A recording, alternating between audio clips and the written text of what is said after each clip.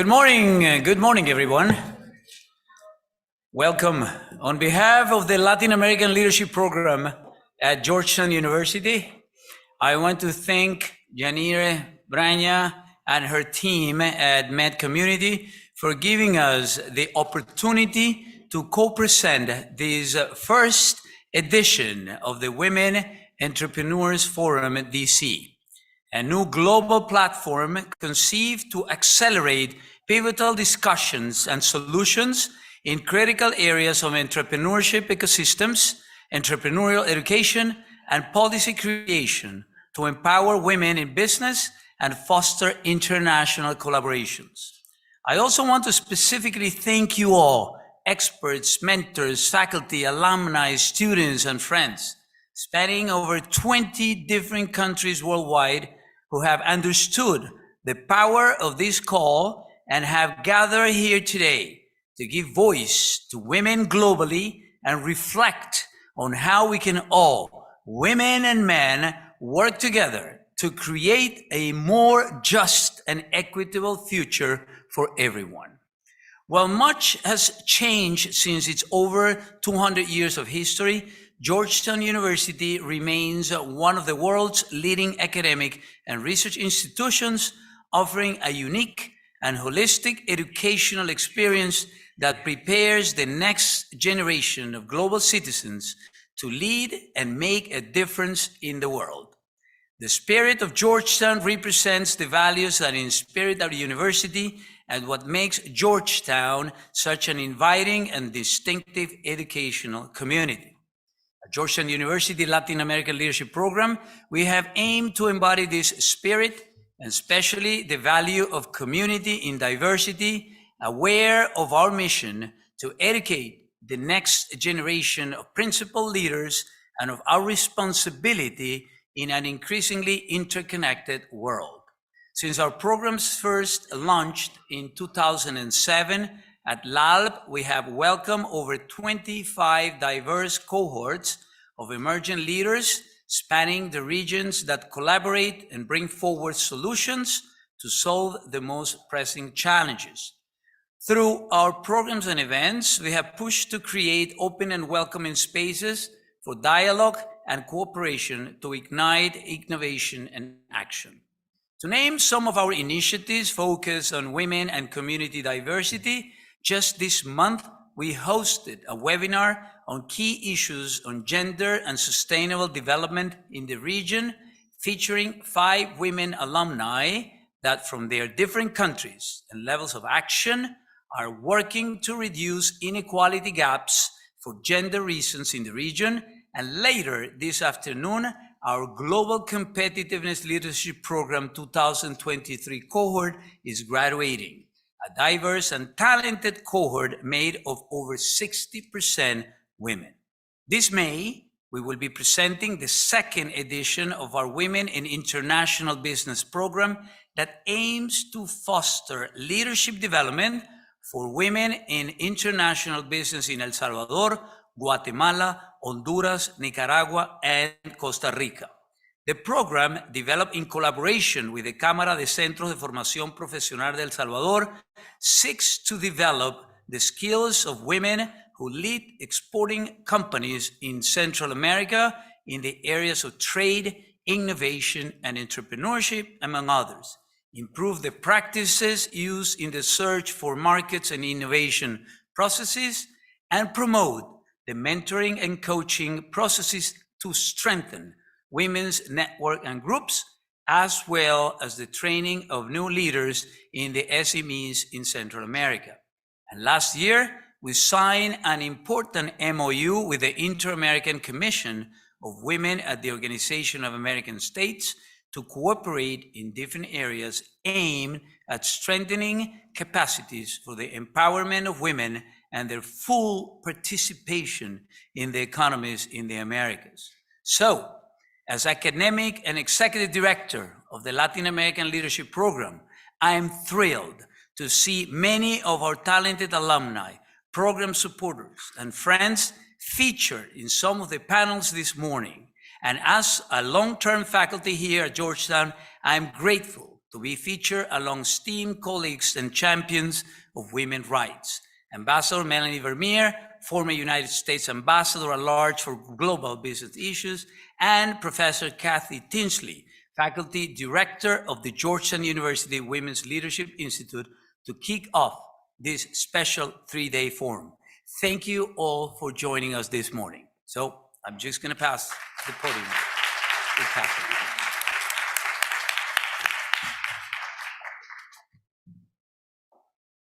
Thank you very much. Well, welcome to all of you.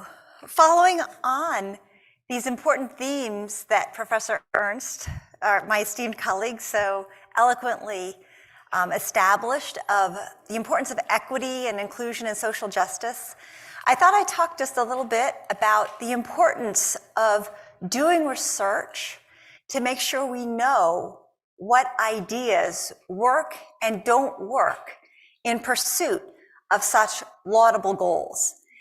And I'm going to overview for you, I only have a few minutes, so I'm only going to give you a brief overview of 3 projects that I was recently in charge of as part of the Georgetown University Women's Leadership Institute.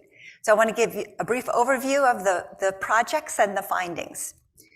So the first project was one where we partnered with a large multinational corporation to look at what are some factors that enhance the motivation of the workforce, of their employees. And in particular, what we wanted to test was whether when leaders message a different reconceptualization of failure, so in other words, they look and they talk about failure not as something to be ashamed of, but just something that's one step on the road to success.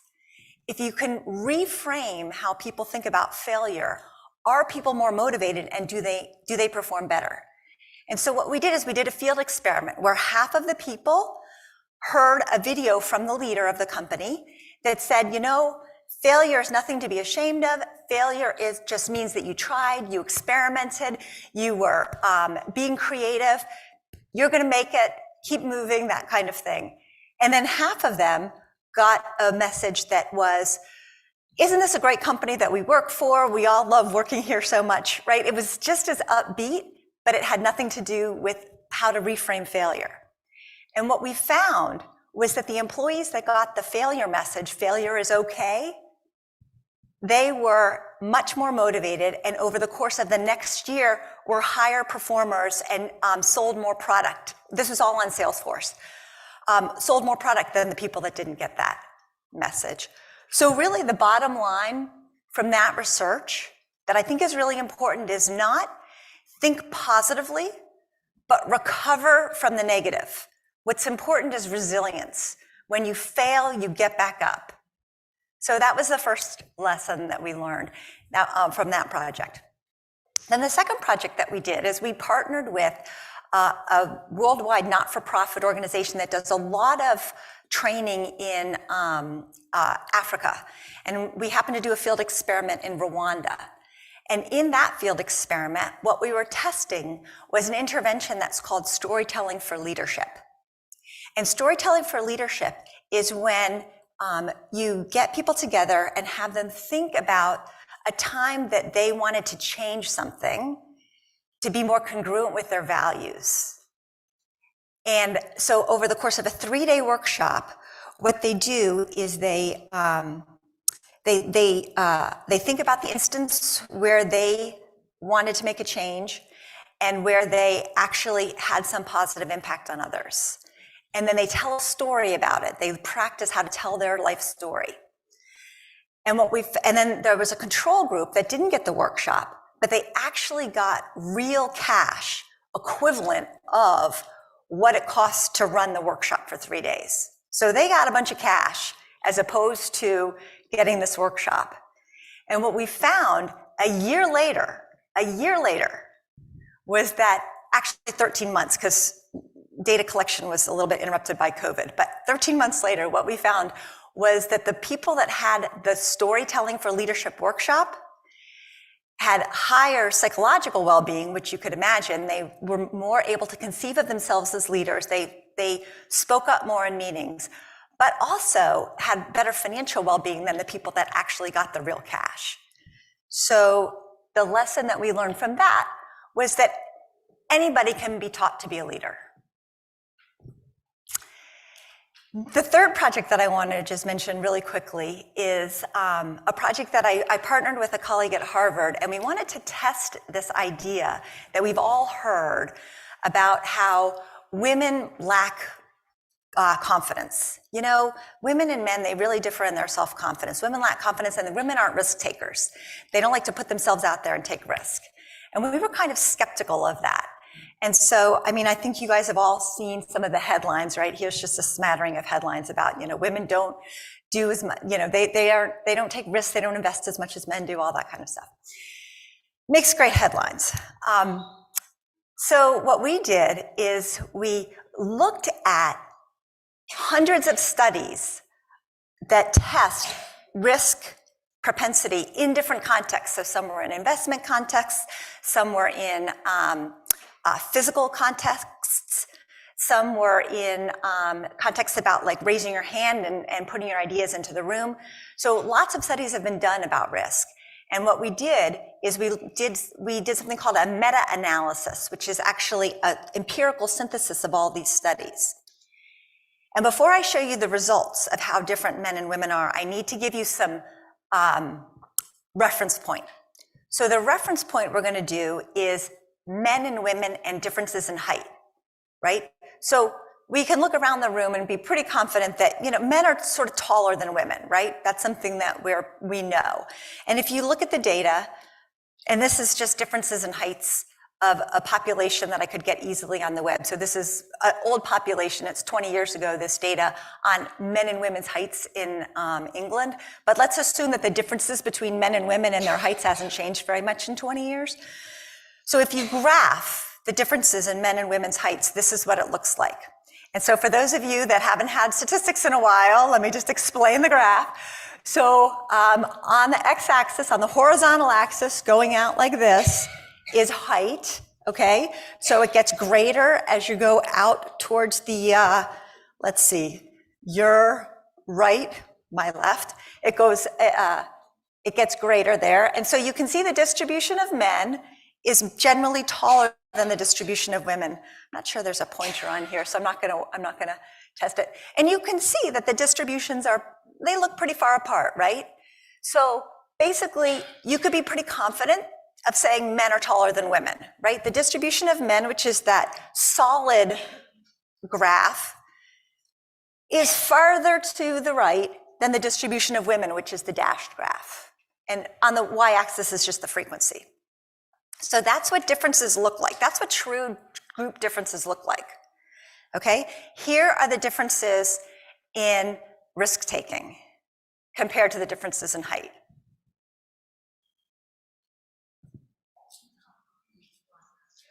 Okay, maybe, right? Like if I squint, I can see some differences. But that's important. That's really important because the implication of that is that these claims about inherent differences and traits between men and women are massively overblown. They're much more mythological stereotypes than they are reality. And why is that important? That's important because if you see differences in the workplace, if you see differences in how men and women are achieving, it's not about the women. There's probably some kind of structural barrier or system or something like that that you might need to investigate, right? To see what's creating these differences, because it's not about them. But of course, you guys all know that. That's why you're here. And so I want to just end by congratulating you for being here and for investing your time and energy in the way that's making the world a better place.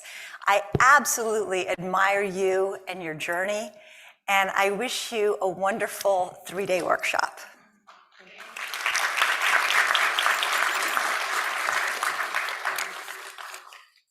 Hello. Can you hear me? Okay, so I don't need to move.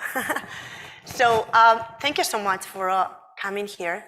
I know that we're now over 200 people in this room, but more than 2,000 people are online. So thank you so much for taking the time to come to Washington, D.C., because a lot of people are coming from Colombia, from Africa, I know from Spain, from Europe, also from Asia. So thank you so much for coming to our city, our Washington, D.C., especially this week that is Cherry Blossom, and especially this month that is the Women's Month. So we did this work, as you all know, it's the first time that we do this in collaboration with a lot of people and institutions that are supporting and sponsoring the trips of all the women that are coming from different countries. So I want to thank especially the LALP, and not only the LALP and the leadership program of Georgetown, but the Latin American Leadership Program, but also Georgetown for hosting us, for helping us, for being super supportive, and especially the people that are behind, because I personally was chasing Kathy for over 1 year. So I was reading all the academic papers that she's doing. It's amazing what the quality of the journals, the quality of the investigation that she has done in gender equality. So this for me, it's an honor to be here sitting with her, because I was literally sending emails for so long. So, so this is an example that everything is possible. So even with no resources, even just with energy, just with the right people, the right institutions, you can do a lot of things. So this is one example of all of that. So we organized this 3 days event with different formats and different occasions to be sure that each one of you, at least you meet the people that you want to meet, and ideally even more. And after that you can do other things. So that's the idea, to create a space not only to connect, to inspire, but also to go beyond that once you go to your houses. Thank you so much. It's my pleasure also to introduce another woman that so all the people that are here, they are not only relevant because of their positions, which they are, but also as a person, as a woman, which is even more powerful. When you combine in an area people that are, unique and different, and they have this soul, everything is nice and the things happen. So thank you so much, Moni, for moderating the next panel about equity and prosperity for all. And thank you, Kathy, and obviously Ricardo, that I know for a long time, for giving us this opportunity to be here with you. Thank you so much. Thank you. Thank you.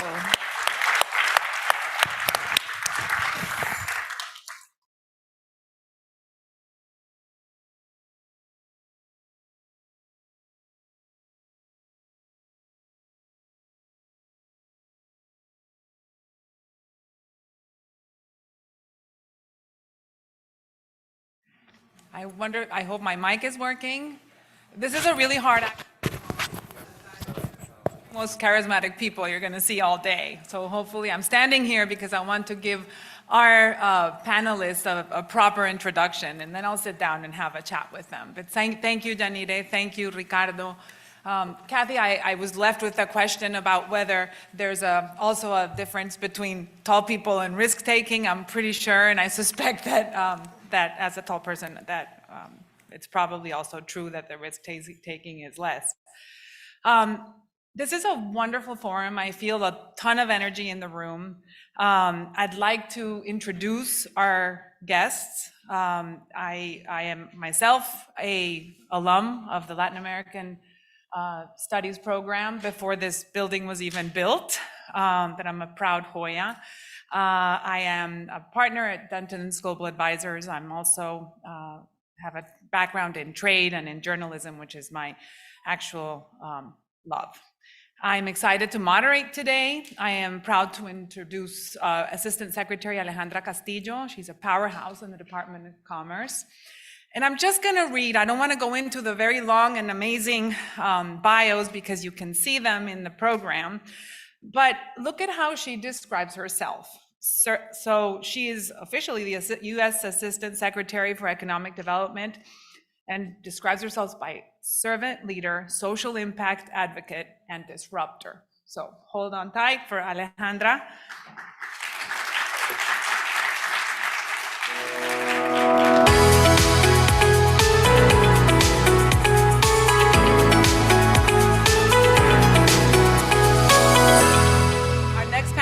is Noemi Danao Schroeder. She's a VP of Global Delivery at DAI. It's a very well-known company in the space of international development. And she, aside from that, has 30 years of experience. So we look forward to listening to Noemi.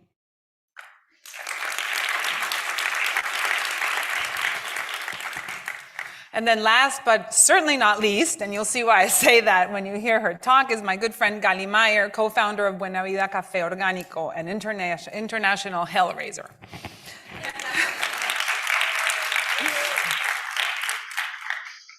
So we have a lot to talk about, so we have to get a start because we're running a little bit late. I'm going to challenge all of you, starting with Assistant Secretary Alejandra, to tell us in 3 minutes, so a long elevator ride, because this is a conference on innovation and leadership. Tell us about your experiences in innovation and leadership through your work. So the very quick elevator pitch, so I work at the US Department of Commerce.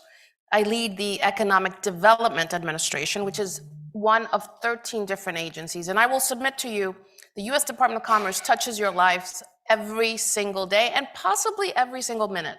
So I would say EDA, we focus on creating the ecosystems that support people, places, and opportunities. And in that journey, we make sure that we're engaging with communities across the country, with populations across the country, and also setting the stage for the US to not just be a place where we have opportunities, but ensuring our global competitiveness. And that is a commitment that the Biden administration in particular has doubled down on, and would be happy to talk more about it in the next challenge, I presume. Yep. My goodness, we're doing great on time. Noemi, tell us your elevator pitch, long elevator pitch on innovation. Sure, it's like the Wheaton elevator, for those who know, with the metro, where the Wheaton elevator is the longest one in the world, but I will try to be a little bit, or escalator, excuse me. Yeah. I'll try to be brief. So thank you for having me here. You know, you mentioned 30 years, and I actually started my career in international development in Nicaragua. You know, I was working with an organization that built rural water systems in relocation villages.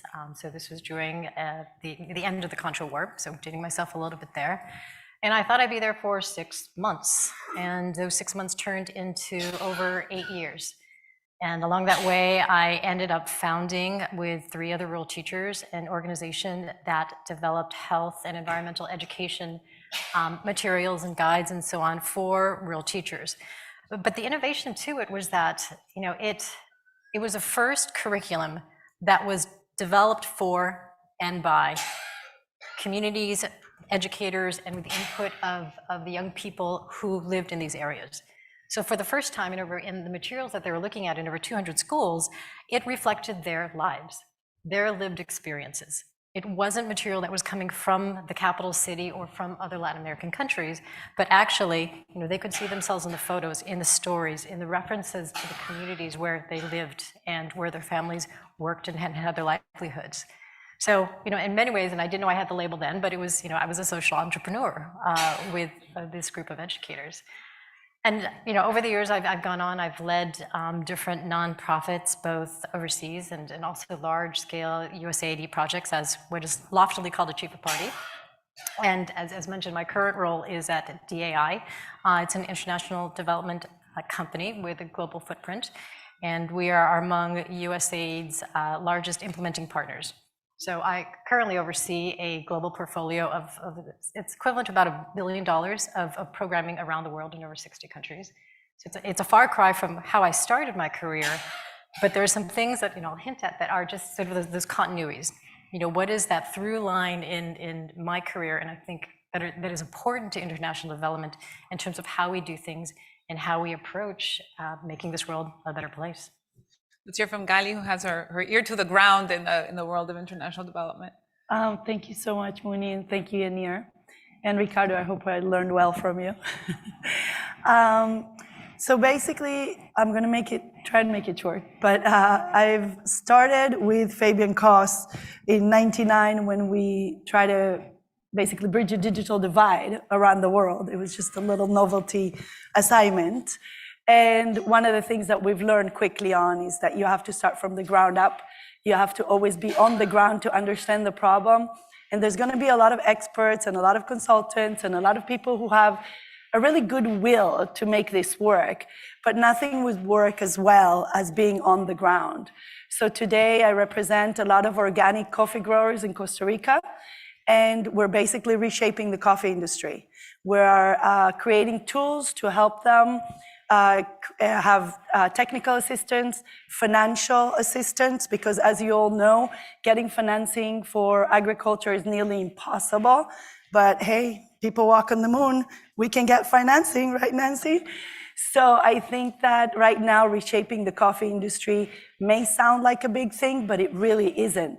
And it has to do with everyone here in the room and everyone around the world. The coffee industry is, one of the largest ones. It's the second most drinkable drink is coffee, over $2 billion industry.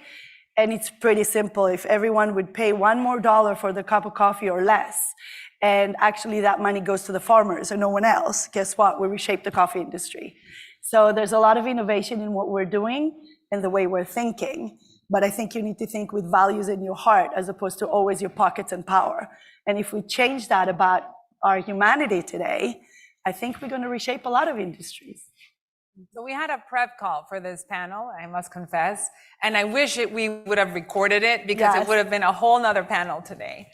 And there's two themes that kind of struck out, and we worked with your wonderful team on that call. One was partnerships, which I think is indispensable in this forum and you'll find it throughout the conference. And the other one is being actionable. And so you guys conspired after even I left the conversation about how this panel can deliver both, stressing the importance of partnerships in a practical way, and then maybe a call to action that these wonderful women can execute in the very short time that we've given them. So if you want to, we'll do a quick round on partnerships. I'll keep the question open because I know you have a lot to say, Secretary Alejandra, Assistant Secretary Alejandra. I might just call you Alejandra from now on. Alejandra, por favor. Gracias. And you have a ton of experience. I would love to hear you share about your partnership experience. So I will confess, when you started this panel, I was much, much more formal than I should have, because the beauty of this panel is our lived experiences, right? And I have to say, I've lived in, I thought I was going to come to Washington, D.C. for 1 year, and 30 years later, I'm here. And I say that because I also want to exalt the fact that in the nation's capital, I've focused my entire career in the domestic side, but it weaves into international, right? And there's so much to learn. As Americans, we have so much to learn from our international partners, especially as it relates to partnerships. Most of the grants that we are doing right now, President Biden has a very, very robust and ambitious agenda. And when it relates to economic development, one of the things that we've learned is that we have to meet communities where they're at. We can't impose from Washington down and tell communities what to do. It doesn't work. The beauty of how we design these grants in particular is because we have a call to action to partner, to be able to bring in coalitions, to make sure that it's not just the governor and the mayor, but that it's the nonprofit, the philanthropy, the organizations that are on the ground developing and designing how best to stimulate economic development. And that has been the secret sauce. Right now, we're managing almost $6.7 billion of grants across the country. And it is in large part successful because of the partnerships. And women's perspective bring in such value. So we're not looking just at economic development from growing jobs, but also looking at wraparound services. And you'll probably see our Secretary of Commerce talk about childcare and how important that is. Talk about transportation and how important that is. Talking about long-term economic development where women in particular are at the center of the design phase as well as the implementation phase. So the partnership is really the exciting part of it all. Noemi, let's pick up on the implementation in the partnership conversation. Sure. So first, something that I espoused or I live by in development is that good development is grounded in real needs, the needs of the community, the needs of the organizations, in fomenting and supporting agency at that local level. It's not top down. And so that's something we have to be mindful of, because we can fall into that hubris trap, right? We can fall into that trap that we here from DC know what's best for, women entrepreneurs in Colombia, as an example. But who are we to know that? We have a responsibility as leaders to test our assumptions, to understand where they're coming from, to ensure that we are working to elevate local voices and the needs there. Because so much money, I've seen millions of dollars poured into projects that maybe weren't needed, that might be grounded in other, let's say political reasons for being there. And they might move the needle a little bit, or they might move the needle back. Or I've seen or spoken with impact investors that say, there's just no local companies we can invest in. And we need to challenge that, because who are they talking to? Where are they getting their information? So I think we need to be really mindful when we're talking about development and also talking about partnerships, is really questioning ourselves and ensuring that we are including all the voices, including all those who are part of that ecosystem of change in the dialogues that we're having about any initiative that we're trying to move. Gali, I see you nodding. This is your cup of tea. Like Naomi and I spoke about, I have two Bibles these days that I go by. Number one is, I don't know if you watched the documentary Kiss the Ground with Woody Harrelson on Netflix, but if you didn't, run home and watch it. And the other one is John Oliver on carbon offsets.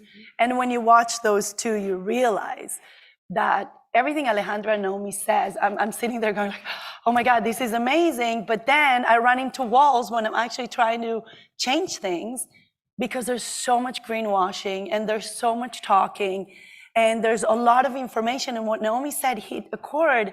There's so much information, right? But the question is, where do you get it from? So today, a lot of the government agencies or world organizations or foundation or people, they go and they listen to the wrong people to identify the problem and definitely to solve it. So there's a capsule that everybody is operating in, but the capsule is really so far from the ground. And like the slogan of Kiss the Ground is, the solution is right under your feet. And people are not looking under your feet. Why? Because they like to think big. They like to consult and talk to experts, and they like to worry, like Alejandra says, yes, the US knows a lot, but at the end of the day, in every single Latin American country, we are so the same in so many ways and so different in so many ways that you have to really, it's like the human body, right? We can all go to the doctor and we will get different results and different diagnoses and different conversation. It's the same. It's just the same. So to me, partnerships have to be real. They have to lead with your heart and your good values. And there's got to be a good intention. It has to be a partnership where you actually want to solve something and not necessarily just, oh, well, this is my title and this is what I do and this is what I manage and this is who I am. And it becomes like an ego-driven, title-driven, money-driven endeavor, as opposed to I'm sitting with the farmers breaking bread, and really it's just so simple. You listen to them in half an hour, you're like, oh, I can reshape the coffee industry, literally. And I'm not being arrogant. It's just understanding what the real problem is and not listening to all the misinformation and greenwashing. So I want to give you an opportunity to respond, because the government is often seen as slow and very bureaucratic, and yet when I look at the work that you do, you seem to have cut through all the bureaucracy and gotten back to the point. I usually say I live on plane, trains, and automobiles, because to your point, if you don't go to the communities, if you don't travel and fly to Flagstaff and drive 2 hours to go to Hopi tribe to realize and to see what is on the ground, then as policymakers, we're doing this blindly.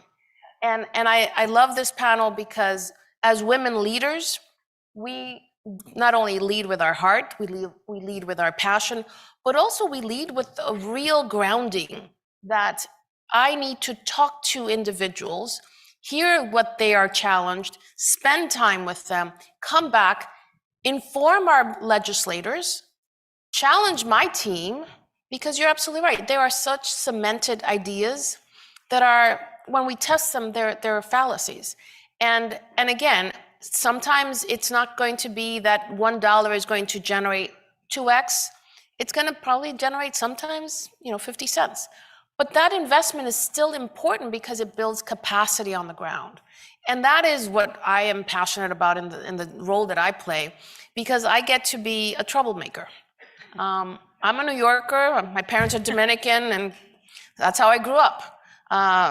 You have to be that troublemaker, that good troublemaker, so to speak, especially when you're entrusted with a role of shaping the economic development agenda for a country that is so diverse. And as Latinas, as people of color, much of the paradigm here in Washington, D.C. was not necessarily created with us in mind. And this is a glorious opportunity. This is a moment in time that I've never seen in 30 years. And I'm just happy to be in the fight. Thank you. And now I want to hear from you. You're in the middle of everything between the public sector and the private sector, and executing a lot of these programs from the ground up, and also kind of in a top-down mechanism. So there's lots of things that are echoing here. So, first, 24 hours ago, I was sitting in a meeting in Tegucigalpa. DAI has a project there. It's equitable justice against criminality and corruption. So the idea is, it's $43 million that USAID is investing in this topic in Honduras. It's about it's about justice system reform. How can we work with the Supreme Court, the public ministry, with the police to really move that dial forward, right? So something really easy. But the problem is, the public ministry has been on strike for 2 months. Bodies are piling up in the morgue. The Supreme Court, they've reformed every 7 years, they change the justices. So that has come to a standstill as well. And the Honduran government has not held up to their promise to establish an international commission against corruption and impunity. So from one angle, from the sort of the objectives that USAID stated, you're kind of stuck. But what the shift is, and to me is where that lasting change comes from, is that the gear is shifting towards, okay, we need to support civil society. We need to support the Honduran organizations that are working in this space, that worked before a USAID project came in, and that will continue to work after. So what are we doing to help strengthen their work, their agenda, their advocacy? What are we doing to support journalists who, because of the risk involved in this, know that they can do their job to demonstrate, to get this information out? Because it doesn't matter, a project has a life cycle. And so particularly from USAID, you've got 5 years and you have to achieve these lofty results. But ultimately it's those partnerships, and what are we doing to strengthen the real actors, the fighters, those who are on the ground making that change. Gali, I'm going to ask you to confess and what you guys were talking about after I left the conversation last week. Oh, no. And what kind of conspiracy you mounted in the very short time you met and talked. I think it was pretty simple. I think Naomi and I pacted that we're going to make a difference and make it soon and make it fast and make it easy. I just came from El Salvador last week and met with a lot of coffee growers from Central America. And like I said, it's not that rocket science to solve their issues. They need direct trade. They need a forum, and I think the US can definitely help. We need blockchain. We need to do away with all the greenwashing, and we need to track from the bean to the cup in a really easy way what is the farmer getting paid, and not have greenwashing of they're getting fair trade. Really, if any of you takes Ricardo's class and understand marketing, it's really not the truth. The truth is that the farmers do not get compensated for their crop. And if anybody lives on farms or knows farms, and you know what it takes to raise anything on soil, right? It's very difficult. And people said fair trade, really, based on the Chicago Commodity Stock Exchange, better New York Stock Exchange? No, you have to, like any basic economics, cost plus margin, that's what you sell your product for. But the way our world works is the big corporation comes and dictate the price to the farmers and said, this is what I'm going to buy your product at. I don't know any other industry that works that way, I think, except agriculture and things like that. It's not fair. So I think with Naomi, we vowed that we're going to get people that will support us, that will help implement it quickly. There's more money in the world that we know what to do with. There's more brains and resources in the world that we know what to do with. So let's just put it to work in the right place at the right time. I want to especially ask. women. Yeah, that was part of the. You're not saying everything. I'm looking around the room and I'm looking at this panel. I don't know if Janita did it on purpose, but we have to talk about the Latina woman. And I'd like to hear your reflections on this panel and this audience and how Latina women, women of color, have a role in entrepreneurship, innovation, and the space that we occupy in the economic and social development world. So I want to draw back to the graph that was presented. I come from immigrant women who are risk takers, women who left their homes, who went to New York City, not knowing the language, the culture, and made it. So when we show up with that zeal of taking those risks. Sometimes not because we want to, but because we have to. There's no other choice, and that's what makes us, in so many ways, great leaders and great entrepreneurs. I want to draw back to your comment on blockchain and the title of this panel on innovation. The US economy is being transformed as we speak. And we need to make sure that all of these women who are in this audience are embracing this technological change by being at the table. And the fact that you're here is a testament of that, because we need to be talking about blockchain, we need to be talking about AI, we need to be talking about aerospace and all of that, and to be curious as we go through. So I say all of that to bring it back to women of color. This is the moment for women of color, to set the rules of engagement. We have not been at the table, so we've had to play contortionism to even try to get into the paradigm of what the game is. Now we can actually be at the table, and it's exciting. In the Biden administration, we have Isabel Guzman, who's the head of the Small Business Administration. We have Xochitl Torres Small, who's going to be soon, hopefully, the Undersecretary for Agriculture. So it's important to see Latinas in positions of power, but in the private sector, there's so many Latinas as well. Noemi, I'm going to make you all say something. All right, so true confession, I'm Filipino American. I am first generation. My family immigrated just before I was born to California, but I've moved in these spaces. I've lived in Latin America for over 20 years. And so to me, it's not about being Latino or being Filipino or being that. We are women of color. And the incredible power and energy and drive that we bring to the work we do is palpable and important.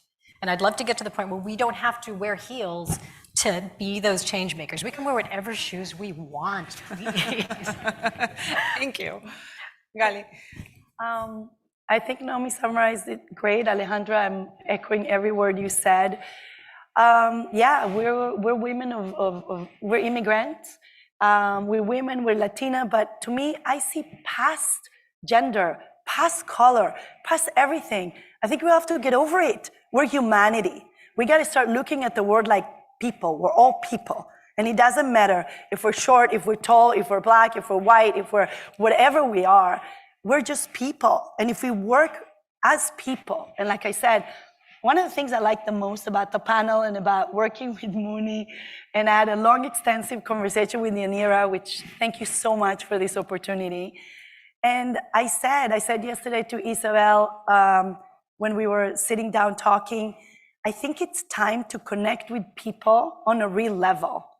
And I think if we connect, like we connected, Naomi and I became best friends in 2 minutes. And with Mooney, the long history of 3 minutes and like years like that, and Fabian and Isabel and Esty and Sydney and everybody that's around my world knows you either connect or you don't connect. There isn't a happy medium. So when you connect and you give your true self with values and with good intentions, all doors will open. because it's about the intention. When the intention is set selfishly on you and what you need and what your goals are and where you're looking for money or power, recognition, or wherever the heck it is you're looking for, all doors will close at the end of the day. But if your intention is poor and you really want to help, everybody will help you because they sense that energy, they sense you, and they sense your intention. So I see past all that, and I feel like what we said at the end of the call, Naomi, is just if we really work together and we put a goal that's common goal, humanity will be in a much better place. We have very little time. I'm looking at the clock right now, but I want to challenge you after this very exciting panel, and I want to challenge both the speakers and the audience. When you come out for the coffee break, think about what you can do to create change, specifically in your line of work, in your line of study, and who you can talk to in the coffee break, not because it's a good contact, but because it could be a good partnership. And I do, despite the fact that we're all people, want to have a shout out for the men in the audience. And I think that's a great, it's a great turnout here. But skip the maybe just the networking and focus on the do working and think about what great things can come when people like you get together in a real way, or as Gali would say, in a no bullshit way, and what you can do to generate the economic and social transformation that we need. And this is a conference, and I'm really excited to be here because it has a heart, and you can feel it in the room, and you can feel in the people that are around, and of course in the next 3 days you're going to feel it. So hand to the heart, what can we do? We're in a moment of transformation. We're in a moment with huge challenges: climate change, immigration, economic instability. We have kids, and a lot of you are, it's at the beginning of your career. So this is a conference about change, and that's why I'm so excited and so proud to be a part of it. And thank you again, Janire. Thank you, Ricardo, and everyone who's been involved in putting this together, and the fabulous panelists that I've had the opportunity to moderate. Thank you.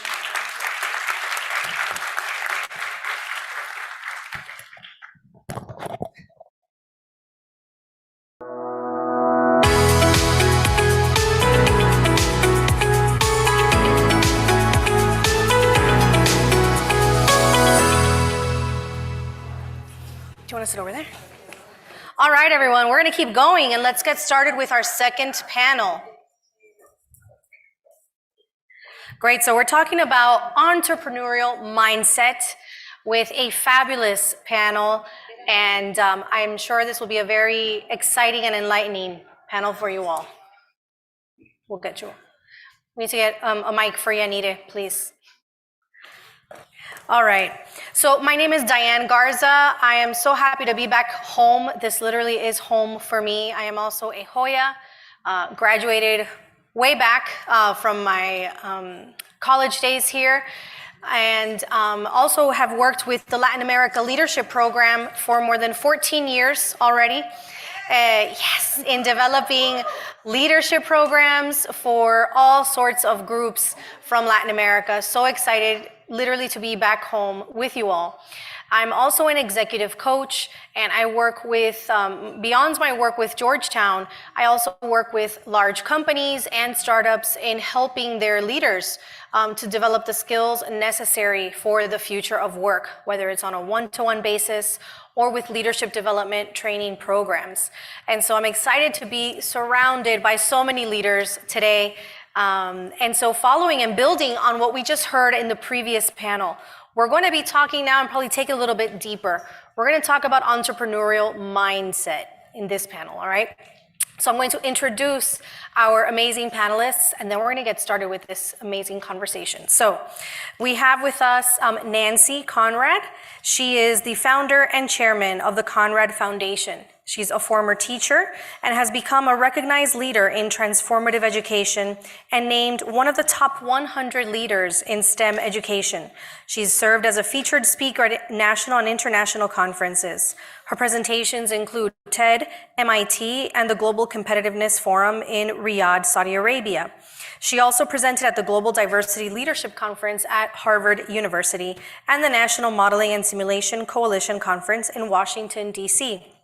Nancy has also testified before the U.S. House of Representatives Committee on Science, Space, and Technology, detailing how the Conrad Foundation exemplifies the use of partnership to improve STEM education, right? So we just heard a lot about partnerships. She's the wife of the late astronaut Pete Conrad, who during the Apollo 12 mission became the third man to walk on the moon. Thank you for being with us, Nancy. We also have with us Carla Chaman. She is a Deputy Division Chief of Internal Communications for the International Monetary Fund, where she has served in different roles for more than 14 years. She's a strategic communications expert, specialized in change management, international development, finance and economics, with over 20 years of experience applied to international, private, and public sectors. Previously, she's also worked at global multilateral organizations like the World Bank, the Inter-American Development Bank, and the European Central Bank. She's currently the founder of URMA, a Peruvian NGO serving women in Latin America. URMA supports women in vulnerable populations such as rural immigrants with training, mentoring, and advisory services to facilitate their economic growth and personal development. They focus on areas such as finances and economy, leadership and communications, as well as digital technologies. Thank you for being here, Carla. And we also have Yanire, which even though you all know her, you've heard from her, but she hasn't actually been properly introduced. So I'm excited to do that right now. Yanire is the director of Met Community Foundation, a nonprofit that offers training and support to women entrepreneurs in more than 10 countries. Yanire has more than 20 years of experience in areas of gender inclusion, diversity, and sustainability within multinationals in the financial sector, academia, and consultancy. Her experience with organizations such as Accenture, Booz Allen, Banco Santander, and the Inter-American Development Bank, as well as the World Bank, is complemented by her research and lecturing at international business schools such as IE Business School and Georgetown. She's currently a guest lecturer in gender inclusion and sustainability in the GCL program at Georgetown.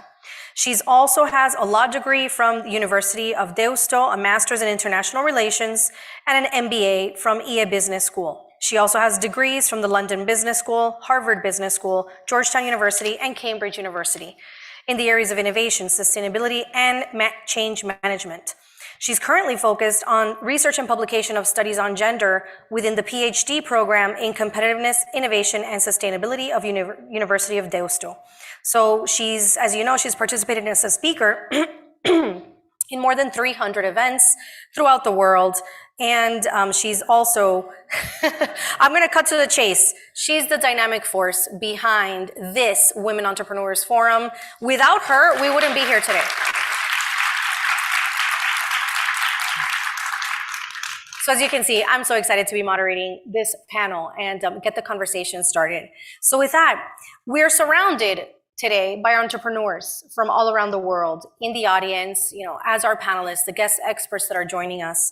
And as you know, entrepreneurship is something that sparks innovation, it sparks economic growth, right? And so what we want to look at in this particular panel is that before you have that spark that ignites all of that change and all of that growth, we have to start with the mindset.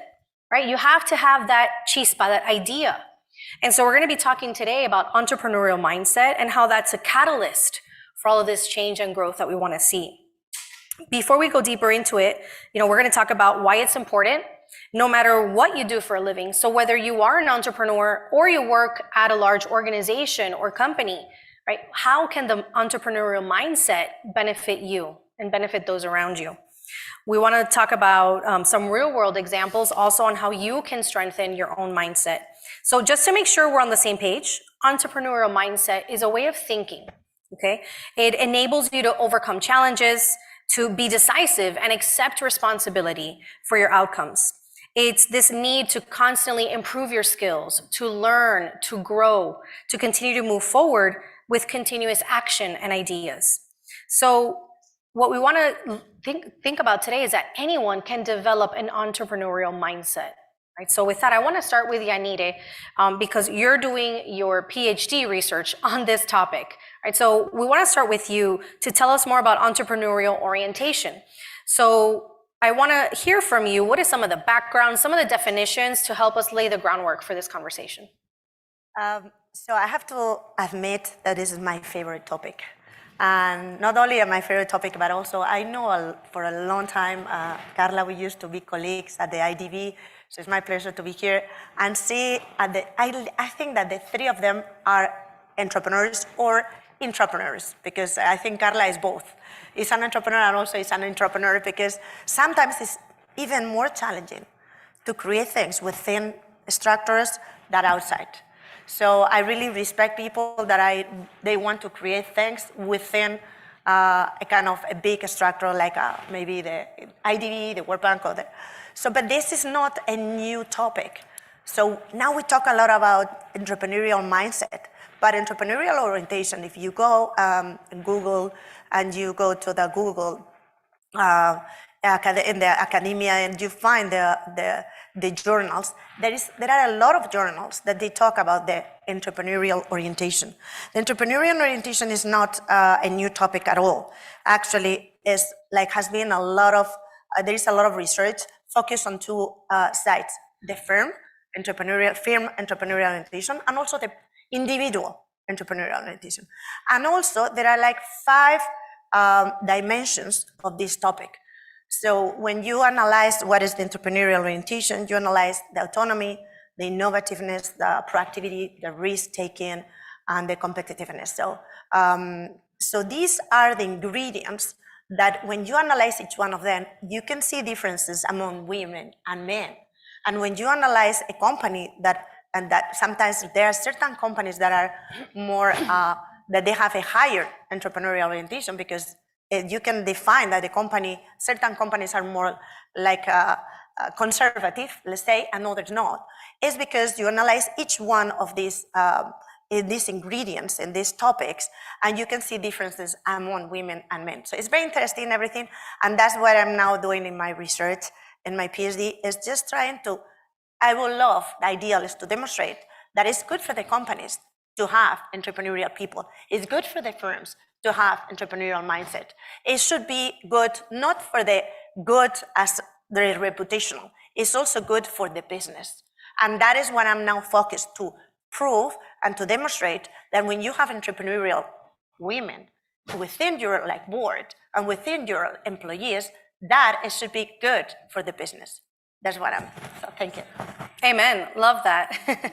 So with that gives us a lot of context now, and I want to shift the conversation now to talk about entrepreneurial mindset. I'd love to hear from both Carla and Nancy. What do you think it means to think like an entrepreneur?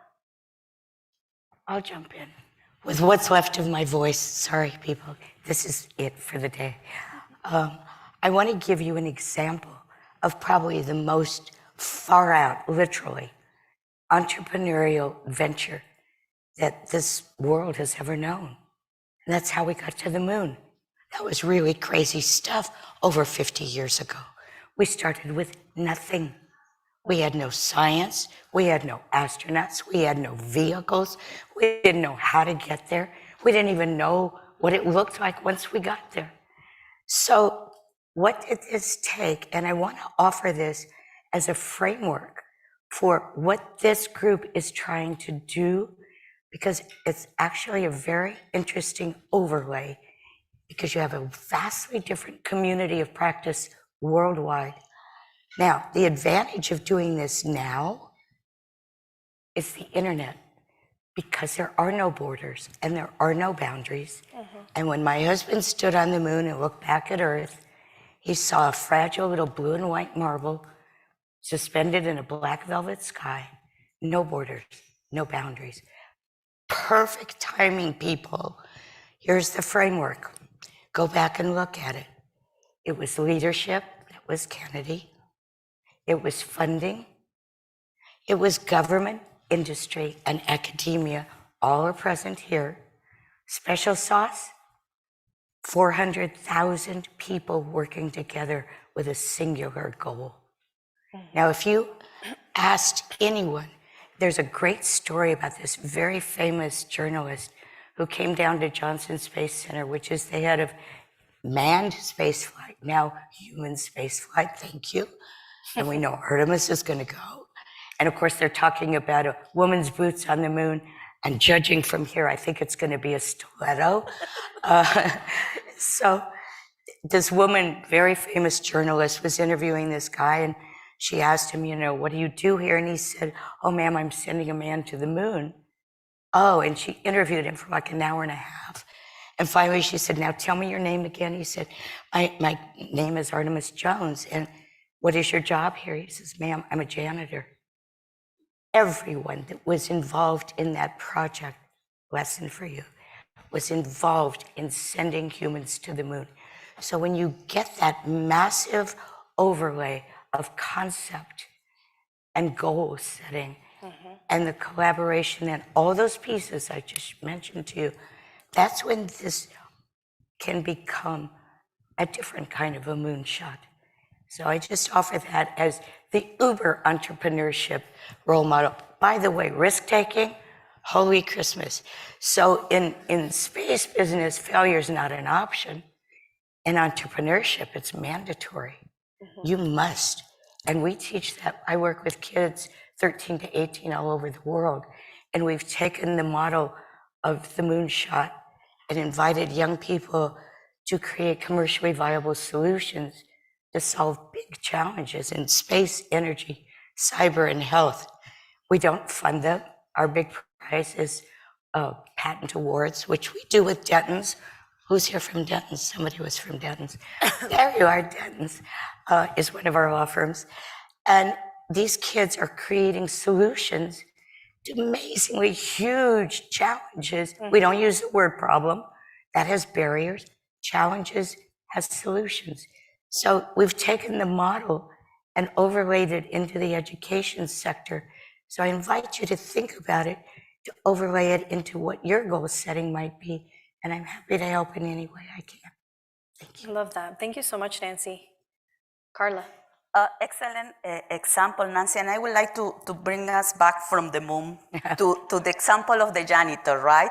I was reading the other day, what are the different components about intrapreneurship, which is the application of all these fantastic skills, risk-taking, passion, early adopters, all that, and bring it back into the organization. And I will talk about that in a minute, but let's stick with the janitor example. And one element of all the ways in which we can achieve a mission impossible, right? It is not only the head, the talent, it's not only the heart that we have heard a lot in the previous panel, it is not only the hands to do that, but it's also the sense of becoming part of a home, right? The community. And one of the elements of many that we can talk about the entrepreneurship mindset and skills has to do with the powerful of connecting with people and connecting to something, a goal, a vision. And I think this is extraordinary because if you do not belong, if you don't feel that you do not belong to something bigger than you, frustrations take over, problems take over. And it is not only the mission of the team, but also how you as individual relate to that activity. And I think this is extremely important. Connections, and I think you guys were saying earlier, right? It is about exchange in a genuine manner. It is a matter of having not a transactional interaction. It is more than that, it's a transformational interaction. And for me, bottom line is the power of inspiring people to really move ahead towards the same goal. So the janitor was inspired. The janitor made her role taking a man to the moon. How fantastic example, Nancy. I mean, it was that whole collaboration. Yeah. And that's the kernel of the mystery of how we got to the moon. Absolutely. And what you were saying, right, and Janita, you also touched on that earlier, I am an entrepreneur. Several of us are an entrepreneur. When you are an entrepreneur, you have your vision. You make the decisions at the end of the day because you are a good leader in front of people, bringing everybody with you. When you are an entrepreneur, and I work in an international organization that it is very bureaucratic, like several of us that might be working, you need to lead from behind. Yeah. And you are constrained by the challenges of this organization. Alejandra said it something, I think it was in the introduction to Alejandra, that she considers herself a disruptor. When you are an entrepreneur, you are a disruptor. But you need to be very smart on how to disrupt the organization to become not a disruptor just because, but a reformer, to become really agent of change without the organization. Love that. And what would you say are some of those skills that accompany that entrepreneur mindset? So this is extremely inspirational in terms of, taking a man to the moon. How do we disrupt, whether it's within an organization or creating something new? But now to land that a little more for people that want to, they have an idea, they have this yearning, and they want to create something new, create a change. What are some of those skills that they should develop, or some of the things that they should try? Yeah. I mean, we're born with potential galore. Mm-hmm. It's up to us to find our purpose. And I find that most people that are the change agents are purpose-driven. And so, for example, I'll just give you my purpose. I work in education. I'm a teacher. So teachers are kind of like spies. Spies always spy. Well, teachers always teach. And it's just the way it is. And I've been doing this kind of education, which is purpose-driven. So how do we bring these young people to be participants in what tomorrow looks like, rather than test takers, rote learning students? Knowledge is now a commodity. So we've got Google, we've got ChatGPT. I can write an essay. Not only can I write it brilliantly, I could do it in the style of Faulkner if I wanted to, right? Critical thinking is our uniquely human asset. How might we invite young people to apply that critical thinking skill to help us to solve the challenges that we're working on today? And how might we redesign the education platform so that we can create an innovative workforce to sustain a knowledge-based economy? Those are two big challenges that kind of fit into this whole conversation. It's sort of the center of the onion, if you will. So how do you do all that? Motivation, passion, inclusion. And it's DEI, but it's bigger than DEI. Definitely. It's all the kids. It's everywhere. Our kids come from literally Australia to Zimbabwe. And we don't run around going to schools. They find us. Guess how? That little magic machine, the internet. Anyway, that's a really great way to connect all of this. I'm a systems thinker, obviously. I mean, that sticks out like a sore thumb. But the systems that we have at hand now are so perfect to attain the goal that you want to do. It's just up to us to figure out how we collaborate and bring the janitor and the senator together to make these things viable and deployable and happen and create the solutions. Boy, that was a long-winded one. I love that. Me with no wind. Perhaps to complement what Nancy said nicely, the power of believing in oneself is critical. And it might sound like a cliche, right? But if you peel this as an onion, what is behind this one, right? You need to have a talent, the head part. What are your skills? What are you really good at? What are your values?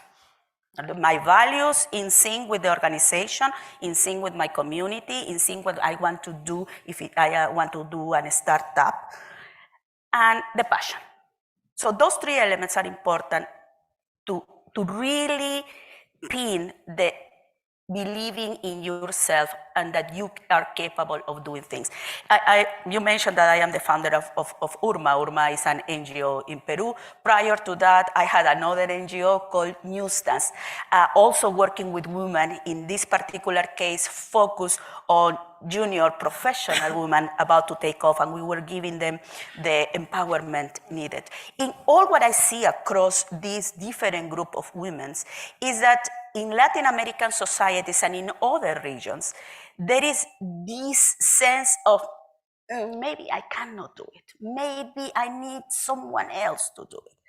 And why is that? Because we don't feel, women sometimes don't feel equipped that they have the skills to do that. Lack of education, poor education, no independence, not being financially independent. So there are different elements. So when we say you need to believe in yourself, you need to believe that you are able to do that, it's not just we want to see that happening because you need to believe it. No, no, no. We need to anchor that in talent, skills, being properly equipped. This is true for anyone who wants to do a startup and start an entrepreneur by themselves, or if they want to make a reform in a big organization in the government, like Alejandra has done it. They have to believe that it is possible, but it is not just belief for the sake of believing. It's that needs to be anchored in things that are tangible, real, that gives you the empowerment needed to move ahead and really achieve whatever goals that you define. Love that, and it connects to what Professor Tinsley said at the beginning, right? It's not just about thinking positive, right? Like all these rainbows and unicorns just for the sake of it, but really having that belief and being able to continue even beyond those failures or those challenges that you're going to face. And on that one, just to complement what Nancy said, when you said what are the skills or the elements on the entrepreneurial mindset, one critical element is the curiosity, but also our growth mindset, meaning that I am learning every time. It is not that my mindset is fixed, I know it all, I can implement. You learn every day, but that learning needs to be really genuine, that you are open and curious to see different ways. Love that. I call it superpowers. Yes, that's right. Yes. Lots of superpowers here. Yanire, you've worked with hundreds and thousands of women throughout Latin America, through MEC community. I'd love to hear your insights on this as well. Well, I think that, so there are like certain qualities, certain skills that a lot of people, they're born with them, and some of them, they have to develop them. But if I have to summarize, I would say that passion, commitment, and then self-confidence, self-esteem is very important, and sometimes women, we are not, perseverance, proactivity, and also the change management and resilience. I think that all of them, and especially some of them, we are not like self-confidence, but others, like resilience, we are here. So I think that a combination of all these ingredients is what makes people to succeed when they start a project, whatever they do. And that's why when some people, you like some people or you know some people and you say, whatever this person is going to do, when you see the face, it's going to be successful. Not because of the idea, because of the person that is behind the idea. So in my opinion, that part is the first part. And then the knowledge, everything, the experience is super important, but the first is there. Add one piece to Of course. I also think, as wonderful as we all are, someone needs to take us under their wing. Someone needs to believe in us. And whether it's a teacher or a boss or a professor or a nanny or whatever it might be, that external validation that comes even to kids that are in really bad circumstances can change their whole lives. And we see that every day in the work that we do. Of course. We take kids under our wing and we give them their moonshot. Can I share the backstory of that too for you? Yes. So now so Pete went to the moon, and before Pete went to the moon, Pete was expelled from school in the 11th grade. Oh, he had a learning disability. Couldn't read or spell. What was wrong, you guys? What was wrong with him? dyslexia. They didn't know what it was. They thought he was stupid. So they threw him out of this snooty school. And his mom found a little boarding school in upstate New York. And Pete got there, and the headmaster saw something in him, took him under his wing, and Pete ended up with a scholarship to Princeton. Well, Pete liked to fly. When he got to Princeton, he became an aeronautical engineer. Liked to fly, and he didn't have to read or spell. Went on to become then he was doing his test pilot thing, went on to fly 4 flights in space, actually. Was awarded a Congressional Space Medal of Honor for his rescue of Skylab. Then he went on to create the next generation of vehicles, what Branson, Musk, and Bezos are doing today, stand on his shoulders. An educator took a kid under his wing.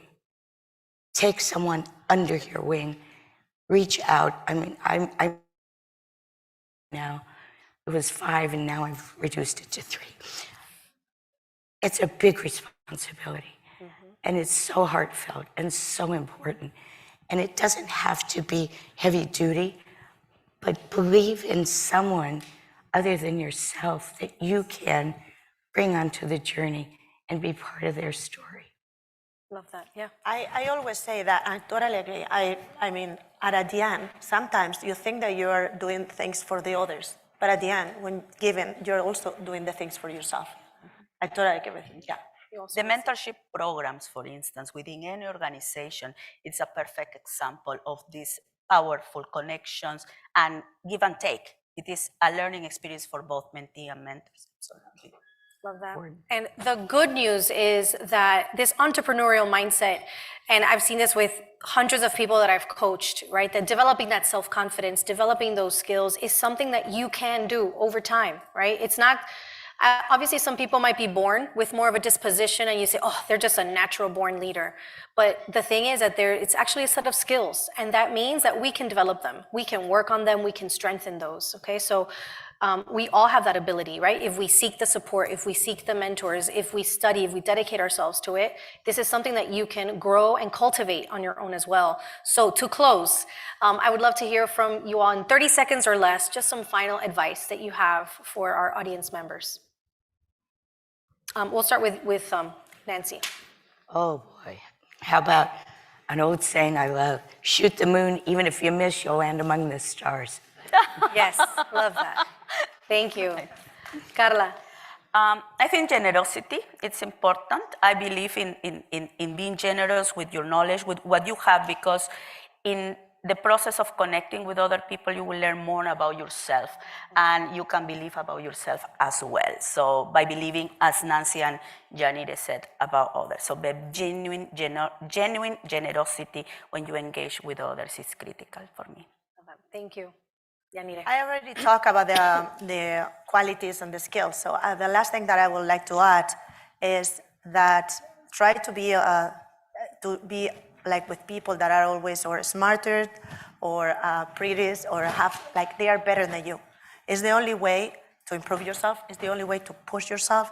And it's the only way, so it could be a mentor, could be a role model, could be, like someone from your family, but try not to be, not to feel that you are the best in the room, because that is the worst, and you will not going to to create anything if you are not with people that are always better than you. Absolutely. Love that. Well, thank you so much. I'm inspired, and I hope that you are too, to continue to grow and to go out there and change the world. One small thing at a time. We can all do it with our feet on the ground and making things happen. So thank you all for your attention. Thank you, ladies. It has been a pleasure. Thank you.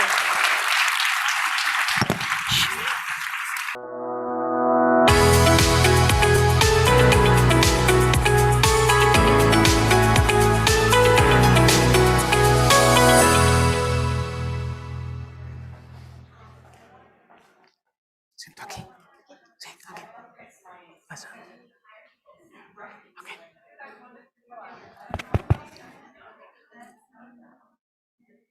Good morning. Good morning. My name is Pilar Jericho. Thank you so much for Georgetown University Med community for inviting me today to give this talk. I would like to start my short talk by sharing the tale that inspired me when I was younger and I started up my first company 20 years ago. Imagine this picture. Long time ago, in a Cherokee tribe, in an Indian American tribe, there was a wise old man with the kids around him. He tells them this beautiful yet powerful story. Inside us, always there are two wolves that are fighting all the time. One of the wolves represents fear. Don't do it. Stay always at the same place. And the other wolf represents trust, self-confidence, purpose, represents what we believe in, what we love. And both wolves are fighting. And this old man asked, which one will win? And the kids said, we don't know which one. And this man said, the one that you decide to feed. So it's a beautiful story that represents what's happening inside us. Everyone has two kinds of emotions, fear or trust, that affect every decision that we make in our life. We can feed trust or we can feed fear. In my experience working with leaders in more than 25 countries, I discovered something beautiful. The good leaders are who create the space where people want to be their best that they can be. And that is only possible if leaders lead by trust, not by fear. And the exercise of leadership always starts within oneself. I also notice, as in society, as in organization, that sometimes female leadership is really hard. If we have children or we have family to take care, sometimes it's difficult to find the right time and the right energy to achieve our professional dreams. Also, I notice the social pressure that we live is that women think that we need to be nice, pretty, or even perfect to have the recognition. And also in my research about fear and leadership, I discovered that the most common fear in women is to be rejected. That means that we think that we need to be perfect to deserve recognition or even respect. But you know what? My dear friends? Life goes very, very fast. When we are 90 years old, we will regret all the things that today we don't dare to do for fear. So it's time to be leaders of our life, from our strength, from our passion, from our vulnerability. It's time to be the leaders of our life. Although sometimes, as women, I like this metaphor, as women, it's like sometimes I like the metaphor that women sometimes we have to dance with high heels. It's the difference when the man dances. So it's time to be leaders, I said, as our life, although we have to dance with high heels. It's time to jump into our life, to embrace who we are, and to explore the opportunities out there. Because remember, let me insist in one idea. The power of leadership always starts in one question, a simple question. What wolf do you decide to feed? What emotion, fear or trust do you decide to feed today? Thank you so much for your attention.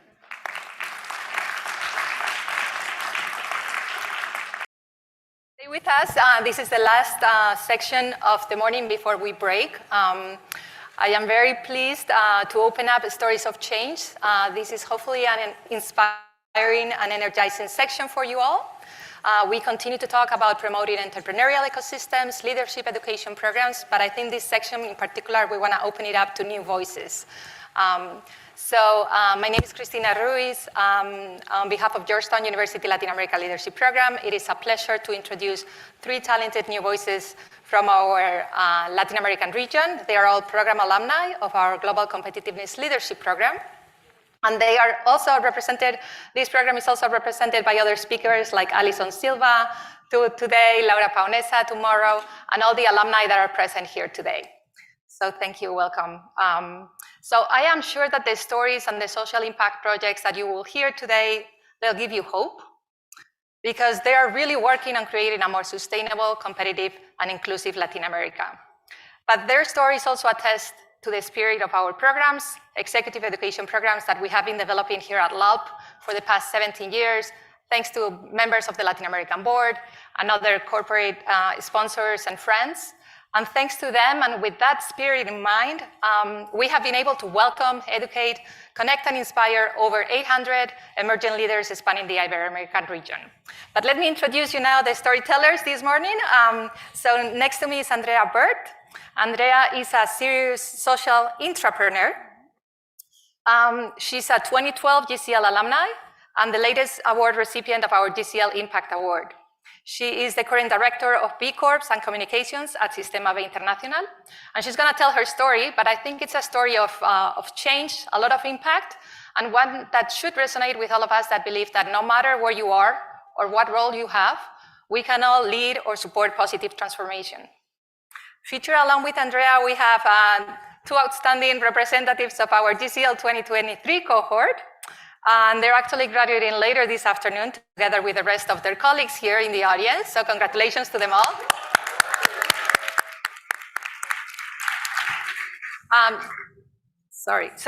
So we have Monica Ramos. She's coming from Peru, and she's going to be presenting her project Musa. And we have Ronen Coan. He's coming from Paraguay, and he's going to be presenting From Waste to Food. It's a long title, the BSF Revolution. So for the past 10 weeks, Monica, Ronen, and the rest of their cohort members have been rethinking, redeveloping, redesigning their projects. And today you'll have an opportunity to learn about some of these initiatives, but most importantly about the gaps that they were able to identify, the solutions, the bold and innovative solutions that they're proposing. But I think for me, the most important is to understand what drives them and what the future has for us in store with their leadership. But before I give the floor to them, we're actually going to break, definitely, after the presentations, and we're going to head directly to the break. So my call of action to you guys is, if these projects spark your interest, please connect with them, exchange ideas, and explore ways to collaborate or support them. So with all of you, I leave you now with Andrea, Monica, and Ronen. Thank you.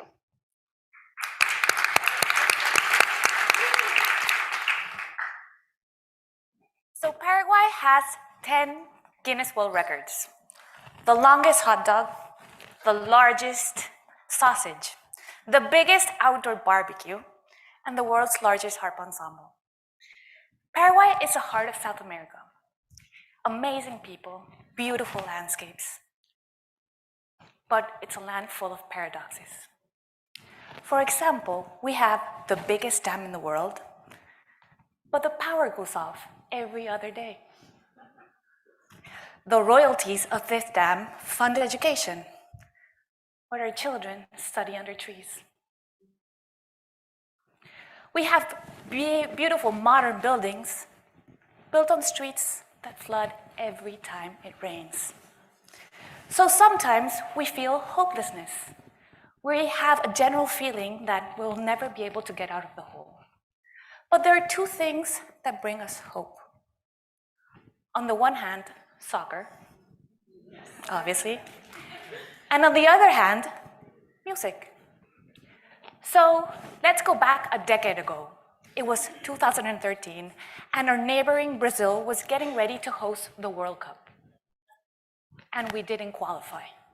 So imagine that soccer is our thing, and we weren't going to go next door. So we at Sonidos de la Tierra decided to take the momentum and the opportunity to use the state that we're in to generate hope in society. So Sonidos de la Tierra had over a decade of work in the rural communities of Paraguay, developing social, economic, touristic, and cultural development of Paraguay. So we worked as a conservatory on wheels, where our professors would go to the weekends every week, to the communities and teach harp, guitar, choir, strings, band. And at the same time, we were transforming the reality of Paraguay. What we were doing was something different. You would go to the countryside and see children with their instruments walking on dirt roads, harps on horses, violins on bikes. Sometimes even the instruments of these kids were valued more than their houses. So our work was disruptive, is disruptive.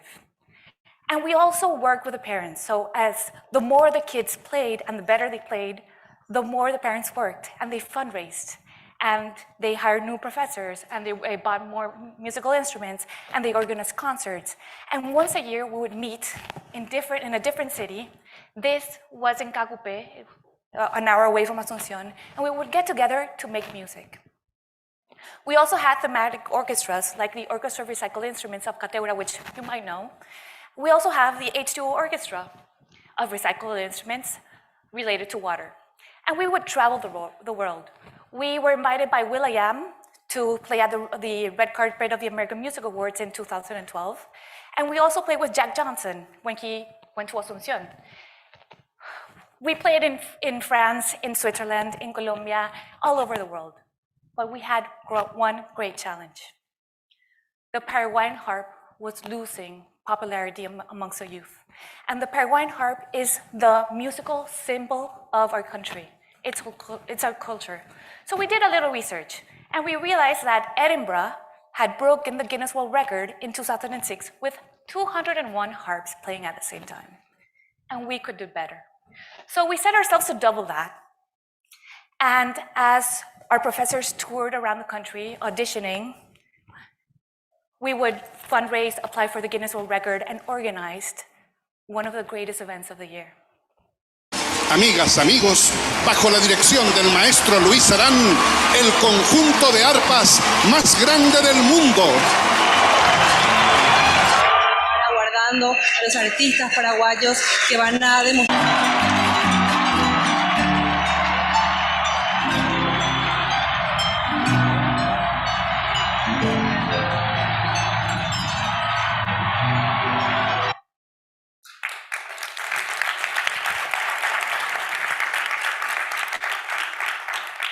So the following year, Guinness World Records calls us to let us know that we won the record-breaking brand award, which we didn't even know existed. We transformed the global economy to benefit all people, communities, and the planet. And we use the B Corp certification as a way to demonstrate that companies have passed through the path of measuring their impact and improving and committing to be a better company. Today, there's over 6,000 B Corps in the world, 2,100 in the US and Canada, and over 1,000 in Latin America. They're multinational corporations, small family-owned businesses, micro-enterprises, and really just companies that want to change the world and are doing it every single day. But the issue was taking this movement to Paraguay. And starting a movement in a country is a really hard task. So back in 2018, there were only 6 micro-enterprises certified as a B Corporation. And every time I would visit new companies, they would ask me, why isn't Nutrihuevos a B Corp? Why is a woman trying to tell me how to manage my business? This will never work in Paraguay. And guess what? January 2019 came along, and Nutrihuevos certified as a B Corporation. And after that, this is a B Corp community in Paraguay. Both national and international companies, over 50 national and international companies, working together to be a force for good. And being part of the B Corporation movement was one of the best things that ever happened to me. And perhaps we're not going to break another Guinness World Record, but we're sure changing the world. Thank you.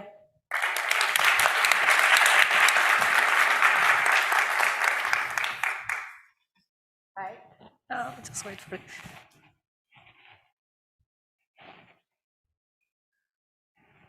Hi, I'm Monica. I'm founder of Musa, where we were founded, and our purpose is to reclaim education rights throughout life. And actually, we are recently certified a B Corp.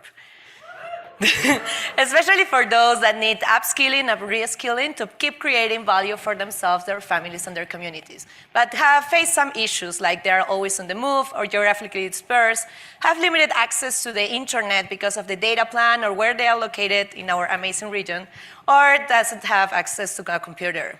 So traditional e-learning solutions fail to reach them. But what if people, students, you and I could learn as easy as chatting on WhatsApp? Why WhatsApp? Because it's huge penetration in the region, and the best part, it's free on most of our countries in their basic plan. So we created Musa, a micro-learning solution that uses WhatsApp to provide a conversational learning experience to people that face the problems that I mentioned before. It is convenient because we go where students are in terms of technology and learning readiness. We also have metrics to keep track of the students. And we have also developed a high engagement methodology that mixes microlearning with behavioral science, metacognition methodology, all in a conversational experience. This has allowed us to reach that 9 out of 10 people that does a Musa course finish it with an average rating of 4.5. How does the user experience it? They access WhatsApp, they can either scan a QR code, text the number, or we can send a direct message to their phone. They register and they start learning. So we currently have a B2B business model where we partner with different organizations within the region, and we have enabled in the last 1 year and a half of operation to reach 50,000 people or users trained with different partners around. And this is a project I brought to GCL. How can we support the ones that are not direct beneficiaries of an institution, like Jamie? She's a small business owner that I met back in 2020 in Peru that has some issues, like their business is a family business. She had mostly high school. And why targeting the Jamies on small and medium enterprises in the region? Because they account for 90% of all the businesses. They are responsible for 50% of the job creation and 30% of our GDP creation. So our value proposition to Jamies and other small, medium-sized owners is microcourses focused on enhancing their businesses and themselves, well-being, mental health. We partner with accredited organizations to provide credentials and that are economically accessible. So the way we are going to reach the Jamies and this business is through partners, because we know we cannot do it alone. So we look into partnering with organizations that have pre-existing relationships with these organizations, like consumer good companies, Unilever, Procter & Gamble, and this kind of companies that will benefit that these businesses keep growing their business, so they purchase more. And microfinance institutions that, by giving us access and these businesses, will be able to provide more financial services and then also benefit economically for their growth. So this has been our traction since 2021, mostly based in the B2B business model. And by 2024, we expect that part of our revenue will come from this new business model. So we are a diverse team with a background in education, entrepreneurship, and technology, all passionate about making education accessible. So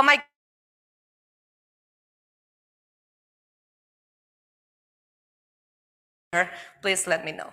Thank you. And also, if you want to live the Musa experience, you can scan that QR code and you will have access to a microcourse called 7 Days of Happiness. Sorry, it's just in Spanish, but you can try it now or whenever you want. Thank you.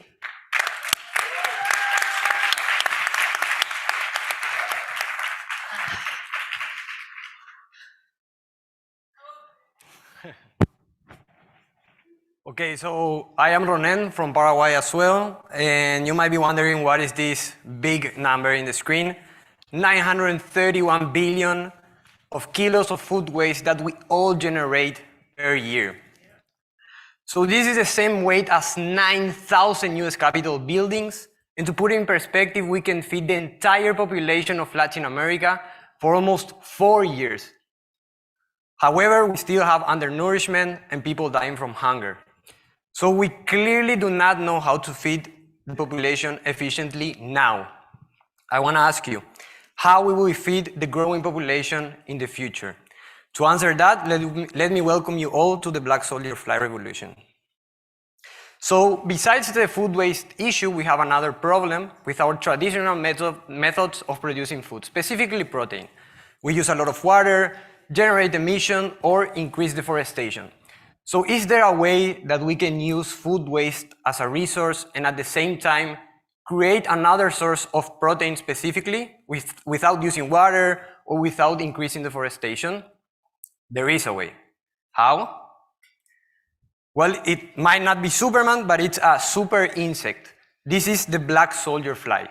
So how this works? First, you have to get the egg from the fly in those little sticks that you can see there in the screen.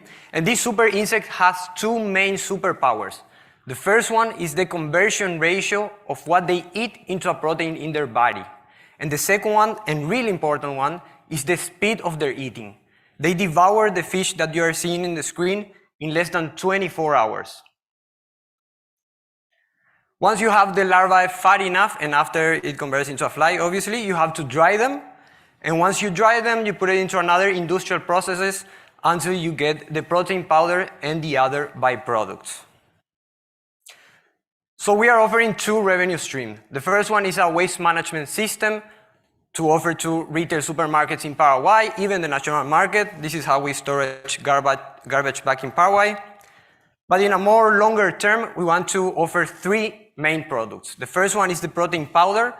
Now the black soldier fly protein powder, it's not available for human consumption, but there's ongoing research supporting human consumption. Now it's used as an animal feed supplement. However, we have another insect that it's already available for human consumption, like the cricket powder. Also, we want to have frass, that it's insect manure, and oil for cosmetics. Why go to Paraguay besides soccer, music, and big sausages? Paraguay has one of the most competitive prices for electricity in the region, arguably in the world. And not only looking at the economic bottom line, also since it's from a renewable source, the project is going to be completely environmentally friendly. So far, so good. Another question you might have is, who is this guy and what he knows about anything about food, right? So I have been working in the food industry for almost 10 years now. I own a company that works specifically in the food industry in Paraguay, selling fruit and vegetables, and we work with international clients as Nestle, UNICEF, or Arcor. And last year, after my master's degree in Melbourne and getting my credential in the MIT, I published a paper quantifying food waste in 6 retail supermarkets in Paraguay that I think are going to be our first clients for the waste management system. And additionally, the first waste that is going to be processed in the plant is going to come from my own company in Paraguay. So what do I need? Due to the high cost of the investments for machinery, I need a pre-seed investment and strategic alliances to put the products in the European market where they are now commercialized. So the idea is to start with a pilot and then scale it up in a more industrial stage with a partner that I already met. Entoprotec is an Israeli-based company. So just the impact of the pilot, the idea is to process the 700 tons of food waste that I already quantified in my paper, and by doing that, taking out 700 Olympic pools of CO2 from the world. So the future depends on what we do today. I'm calling you to build together a more resilient and efficient food system towards a better future. Thank you.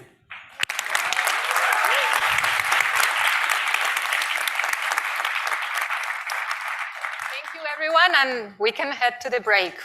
Thank you. I know that some of you, they don't speak English, so I just want to say a few words also in Spanish, because, I mean, in this case, these people, I was like last week listening to all the GCL, and I was impressed because some of them, they were not doing the pitch in English. They was like just scared just in Spanish. And for them, it was like, oh my God, I don't speak well. I mean, I prefer to do it in Spanish. So this is not only what they do, it's only just the presentation in another language. It takes a lot of courage. So, congratulations for all of this. So, quiero decir unas palabras en español. La semana pasada tuve el honor de estar con estos estudiantes escuchándoles su speech y algunos estaban miedosos porque no hablaban en inglés bien o no se sentían bien y al mismo tiempo quieren hacer negocios globales, internacionales y se dan cuenta que tienen que aprender el inglés, mejorar el inglés si quieren pues, think big y hacerlo grande. Entonces, quiero felicitar porque el hecho de hacer algo en tu idioma no es fácil. El hecho de presentar en tu idioma no es fácil. El hecho de ir a otro país que no es el tuyo no es fácil. Pero el hecho de encima ir a otro país y encima crear un negocio en otro idioma que no es el tuyo, eso demuestra todo lo que son las cualidades que hacen a un emprendedor. Ese courage y ese decir, mira, en lugar de decir no puedo, decir sí puedo, voy a preparármelo. Y hoy he visto varias personas y he escuchado que hace tiempo pues igual decían no puedo, lo preparan, lo practican y lo hacen. Yo creo que de eso se trata el día de hoy. Para aquellas personas que no entendéis muy bien inglés todavía, pero que sí queréis trabajar en el ámbito internacional, es muy importante que veáis el ejemplo que acabáis de ver de superación, de compromiso, de emprendimiento, porque estos chicos que han recibido becas para estudiar en esta universidad no están aquí porque son ricos o porque son los más listos del mundo, es porque han tenido una oportunidad. Y esa oportunidad, no, es así, al final el trabajo constante de una persona hace, no solo por ser listo uno llega, no quiero decir que nadie es tonto, pero no es suficiente, no es suficiente. Entonces, con esto quiero decir, y con esto vamos al break, que aprovechéis la excelente oportunidad de las personas que están en este auditorio, que muchas hablan español, otras no, para llevaros y con una mente que os caracteriza optimista, constructiva y sacar de toda experiencia algo en positivo. Así que muchísimas gracias y por favor aprovechen en el break. Thank you so much. Thank you. So thank you everybody for being here. Sorry that we interrupted your amazing coffee. My name is Héctor Sánchez Barba and I'm the CEO of Mi Familia Vota. Mi Familia Vota is an organization that promotes democracy and civic participation in the United States within the Latino and the immigrant community. We have 11 states where we work, and we're literally in the front lines of protecting and expanding democracy, especially at a time when we have seen a lot of attacks and challenges towards the democratic process. But everything that I'm gonna be speaking today about is in the context of the amazing topic that we're discussing today, which is Women Entrepreneurs Forum, and we're gonna focus today on business, government, and finance. If we think about those three different spaces, those are the most important infrastructures to promote the growth of wealth, to promote the growth of social being, to promote literally everything that we have seen in the history of humanity. But before I start with some of the topics, I want to thank all the organizers. Yanire, querida amiga, gracias por la invitación y por organizar algo tan bonito. And to reflect on all these important topics. How did I get involved in women's issues? It has been something that I have been doing for almost 2 decades. I've been in DC for 22 years already, and always in the different roles that I had. I was with labor, I was on immigration issues, I was on education, I was the chair of the National Hispanic Leadership Agenda, which is the coalition of all the national organizations. And in every place where I have been the honor to serve, there has always been a question on the issues of gender, especially with the focus on Latinas and immigrant women. Latinas are the most vulnerable workers, the most vulnerable community in the nation that faces some of the most important challenges. And that's why we did a number of campaigns with a focus on Latinas and immigrants. We did the campaigns of Latina Equal Pay Day, Latinas in the nation. And for those of you that are coming from other parts in the world, sometimes we perceive, I'm Mexican by the way, sometimes we perceive the United States as kind of like, wow, the best, the most important democracy, the best economy, etc. But we have a lot of challenges here, particularly when it comes to a lot of the minority groups. So we did campaigns with a focus on Latinas. Latinas today in the nation make 54 cents in comparison to white men for doing exactly the same work, and it's even worse for immigrant women. We did a campaign called Latinas Represent. Latinas in the nation are the most underrepresented group of people in the nation in every space of power, particularly in the three areas that we are discussing today, which are business. If you look at corporate boards in the nation, Latinas are almost hard to find, and if you are in a board or if you want to be in a board, please do so. There are ways and infrastructures to get into these boards because we're creating a lot of pressure in all of these institutions to have Latinas being represented and women overall. Government is the same. When it comes to the federal government, I used to work with OPM, the largest hiring infrastructure in the world. I was the chair with the director of OPM. Latinas were also the most excluded, the ones that we didn't see, etc. But the reflections that we want to make today with my dear colleagues, we don't want to make it from the superficial point of view, which a lot of conferences, not this one, kind of touch on. The Women's Committee with no budget, the DEI committee with just to check the box. We want to make an analysis from more strategic points of view that create a structural changes to make sure that not only women are welcome, but that are a structural challenge so we have women at the table. And I want to give a couple of examples to contextualize this conversation. For example, when I was chair of NHLA almost 8 years ago, I had a structural problem. Most of the leaders of the coalition were the ones representing this space, and most of us were men. So when we did press conference, when we met with the president, when we met with Congress, when we met with all the different centers, it was all these Latinos speaking on behalf of the Latino community. So it was a structural challenge. When we presented the policy priorities, it was the same problem. You look at the policy priorities on behalf of the community, and you can clearly tell that it was not a gender inclusive. So something that I immediately did is I say, you know what, we need to find ways that we are giving a space to the second in command in the different organizations to officially represent the leaders of the organizations. And the structural changes that we made the Women's Committee, the Latina Task Force, the most important one in the infrastructure. Meaning that if you are the Finance Committee, you cannot present this for voting to the entire infrastructure if it's not approved by the Latina Task Force. What did that mean? That every issue had to be looked at with gender lenses. So if you are working on education, you have to ask the question, how does this affect women? If you are talking about immigration, how does this affect women? If you are talking about government, how does this affect women? And what recommendations do we need to make sure that it's fully inclusive of our sisters in the different spaces of power? The last thing that I want to contextualize is no priorities should be presented if it's not aligned in the budgets. Every time I hear people saying, we care about immigrants, we care about African Americans, we care about Latinas, etc. If I don't see it in the budget, it's not a priority. And I want to make sure that it's always highlighted when we talk about gender issues and gender lenses. From that perspective, the final question that I want to raise for all of us is to think about the role of men in the agenda of women.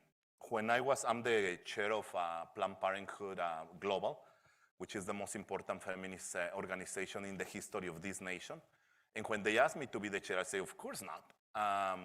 And our dear president, or dear leader, Alexis, say, we need men to be allies and to also be in the front lines, because it has been historically women fighting the historical problems and structural challenges that conservative men have put in place to exclude women. And I'm like, okay, I'll take it.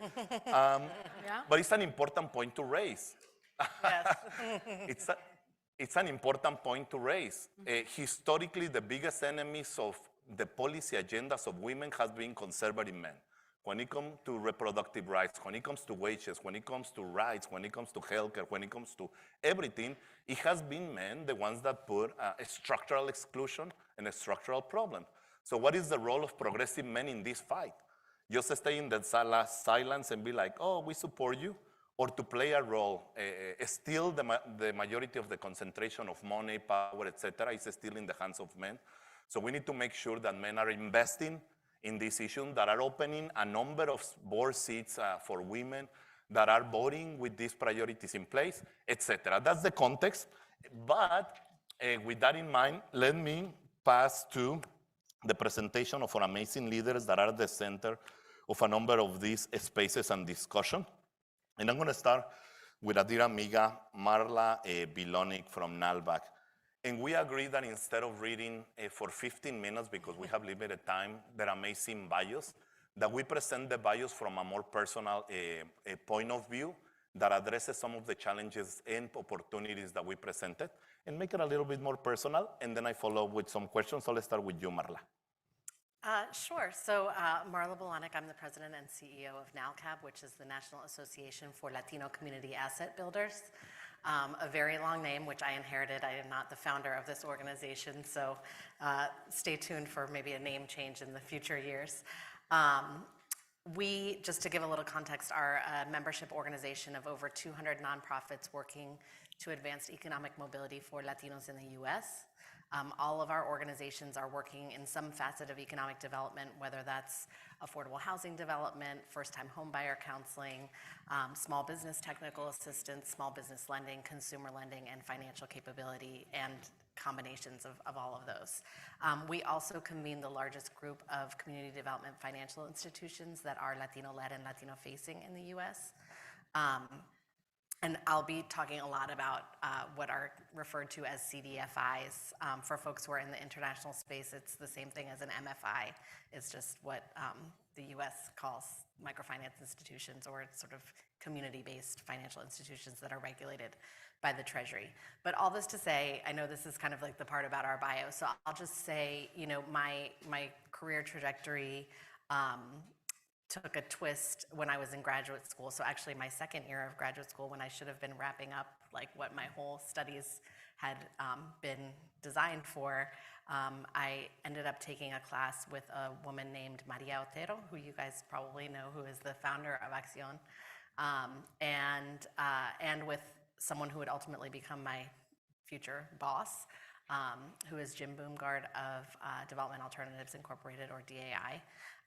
And I heard about and learned about microenterprise development, microfinance, and I absolutely fell in love. And so that's sort of where my career, you know, took place. But the reason why this is interesting to me is because I really believe that economic development is the most important lever for social justice. I think it's an equalizer.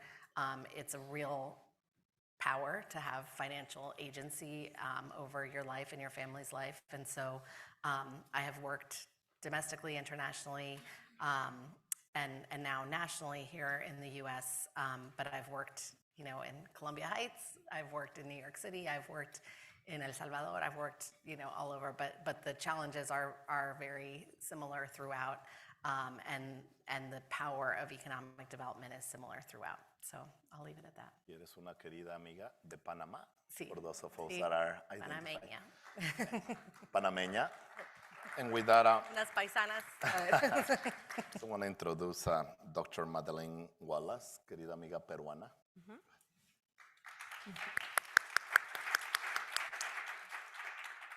I want to thank you for being here today. Time is a precious commodity, so I really want to be able to share something that you can take back and use it. So I came to the United States in the 1980s to pursue my education. I came on my own, and I had worked in different spaces, the federal government, also in, right now I have my own company, Windrose Vision, and also I'm a consultant for small businesses. And what I will say is that, and I brought some numbers, I just wanted to, because I'm a data-driven person. So women account for 47.7% of the global workforce. Why did I wanted to bring this up? Because we are going through a major transformation. And it's transformation in terms of who we are, but also how we relate to the machines, to the technology. So in my case, working for the federal government, you mentioned that, yes, there are very few women in high positions in the government, and specifically we're talking about Latinas, but also we can say the same about African Americans and other underrepresented groups. So I was the director of performance and evaluation for the National Institute of Health, and that consists of 24 institutes and centers, and they do biomedical research.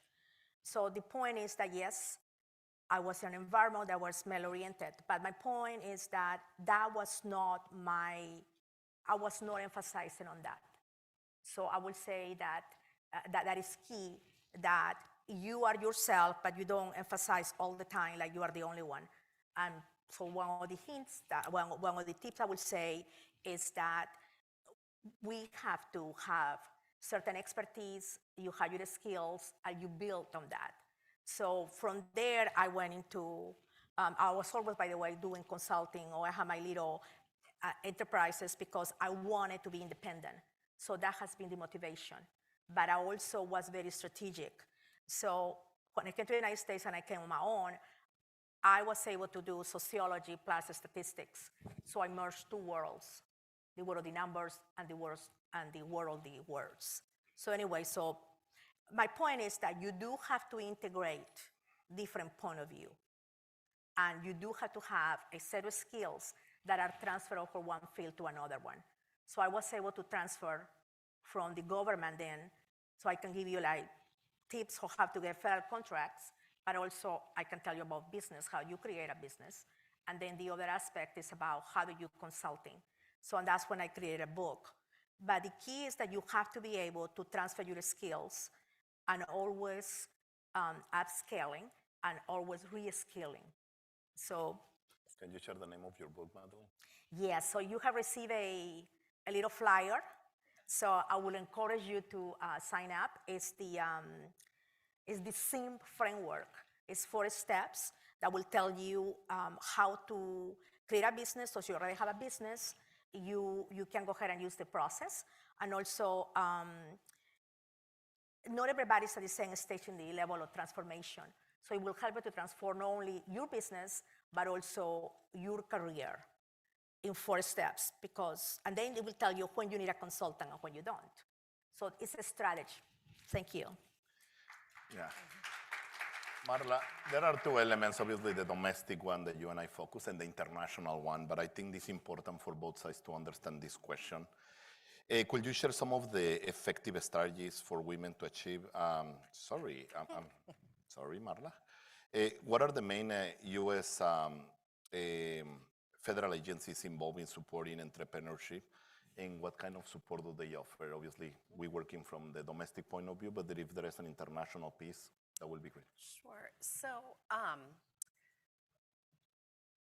the U.S., it's interesting, the agencies that are positioned to support entrepreneurs, for the most part, do not have direct contact with entrepreneurs. So I would say the only exception is the Small Business Administration, which has some direct service outlets through universities and through the Service Corps of Retired Executives, which is basically retirees who are in very narrow fields will provide free consulting to people in certain industries. But beyond that, most agencies deliver their services or their money through a middleman or middlewoman.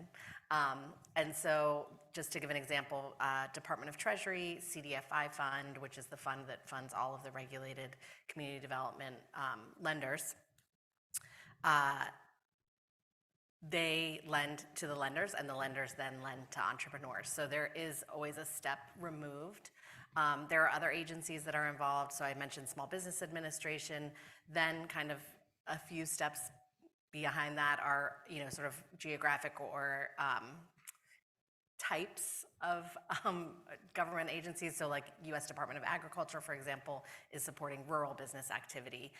Environmental Protection Area Agency is supporting entrepreneurs who are doing, green activities or retrofitting or that sort of thing. So it's, what I'm trying to say is, I guess, in a very long way, is that it's not a direct route. You wouldn't go to the SBA. And that's, I had worked in the community, as I mentioned here, and in other cities in the US. And a lot of times people would say, I'm going to go to the SBA and get a loan. And it doesn't work that way, because if you want to get an SBA guaranteed loan, you will get it through a bank or you will get it through a community organization that is guaranteed by the SBA. And so it's really sort of not a direct route. And I would say, in my experience internationally, it's quite similar in that, you know, an entrepreneur is not going to walk up to a government agency and get direct services. So there has to be sort of a middle entity.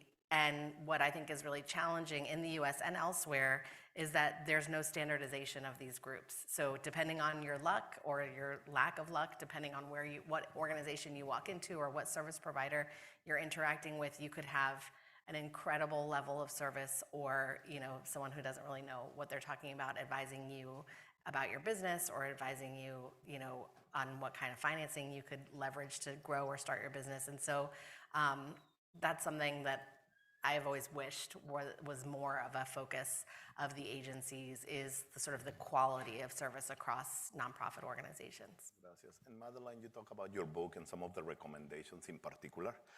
Could you share some effective strategies for women to achieve success in the male-dominated fields that you mentioned at the top? Yes, so we know that there are structures and there are systemic issues that prevent women from advancing.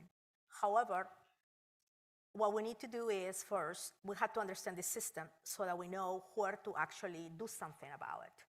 So I think that we women and men are our allies, our partners. We need to first identify what are the barriers in the system, what parts can we change that is something very fast and something that's going to take many, many, many years. And also there is a lot of duplication of efforts. So my point is that if you are a woman, right, and you want to succeed in today's environment, first of all, you have to define what it means success to you. But if you want to pursue whatever you want to do, I think it's first you need to go ahead and see there are opportunities for what you want. Most of the problems, I think, is that, and my husband tells me that he's here, it's like, Madeline, you know what you don't want, but you know what you want. You see what I mean? Sometimes we say, oh, I don't want this, I don't want that. No, you need to go ahead and say, what do I really want, okay? So then once you know what you really want, so then you have to look at the opportunities. So let me tell you this, if there are no opportunities, you know what you do? You go ahead and create the opportunities. I have friends who are, you know, this is, and then as you were saying, right, the federal agencies, there is funding for different programs, but you cannot just go to the SBA and say, hey, give me that, right? So what it means is, like, I really want you to think this through, like, you have to do your homework, your research. You have to look and see where are the opportunities and where you can go, okay? If it's not there, create something. Like, I have a friend, Tatiana, that she's here today, and she basically has created this organization for women in construction. You see what I mean? So there was not an organization, she created that. So I think that's the point.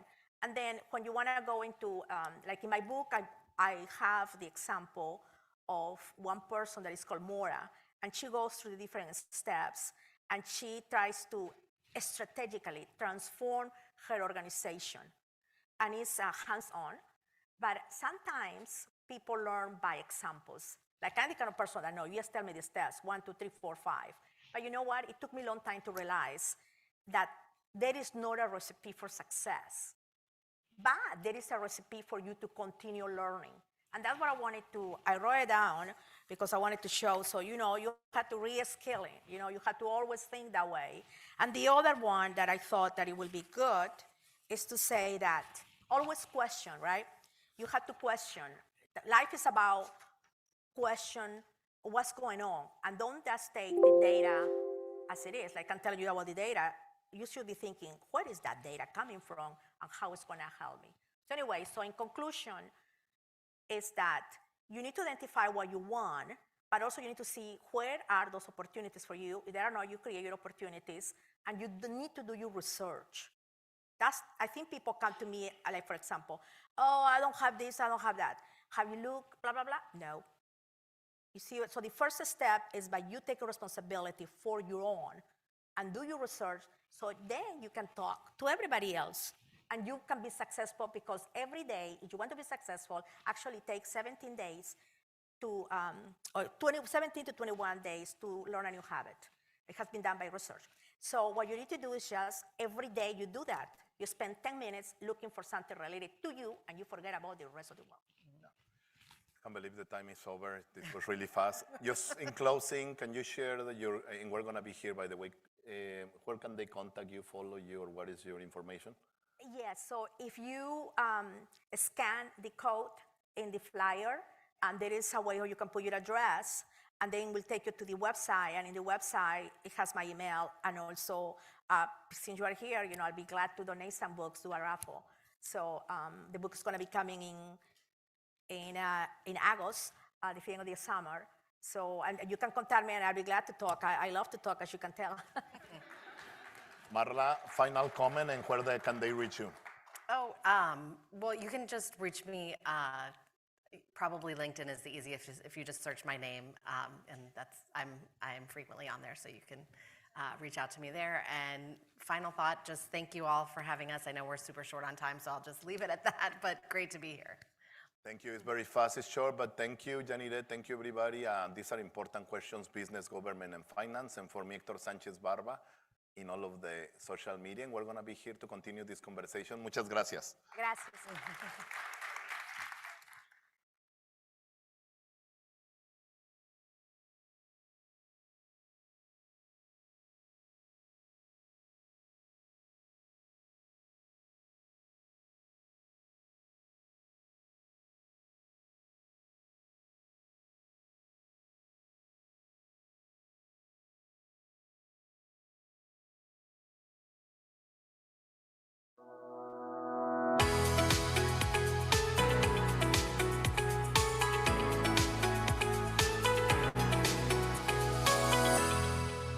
To the front stage.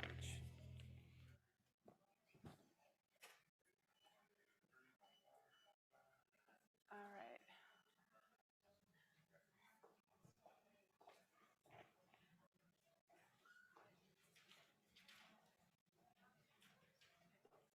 We're good to go? All right. Next panel, we're going to have some artificial intelligence conversation going on here. So, welcome everyone that is just joining us.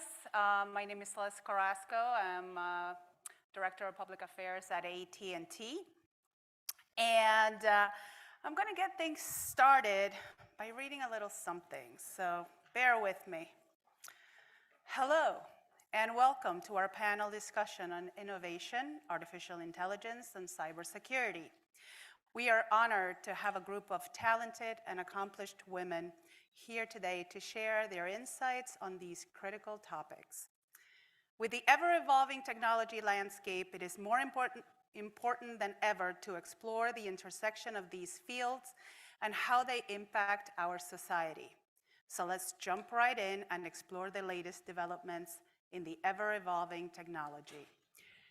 I didn't write that. Artificial intelligence did. This morning, I decided, let me have a little help on my intro.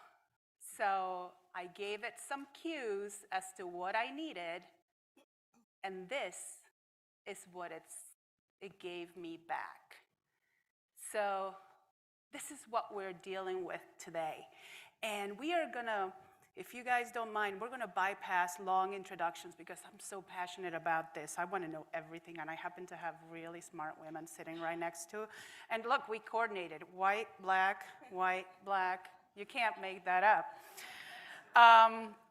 So I'm gonna start with Lily, who is sitting directly next to me. And can you set the conversation up, and let's just give a baseline as to what is artificial intelligence? Yeah, happy to. And I'm just so excited to be here talking about this topic because, as you mentioned, this is really important for all of us moving forward. The development of AI is so fundamental. It's as fundamental as the creation of the microprocessor, the personal laptop, the internet, the mobile phone. And it's effectively going to really get industries to reorient exactly how they work. Businesses are going to be rethinking about how they distinguish themselves. And it's fundamentally going to change the way we live, we work, we communicate, all of it. So what is it? Artificial intelligence. So think about it as the field of computer science that's dedicated to solving cognitive problems. And these are all associated with human intelligence, right? So learning, pattern recognition, synthesis, and problem solving.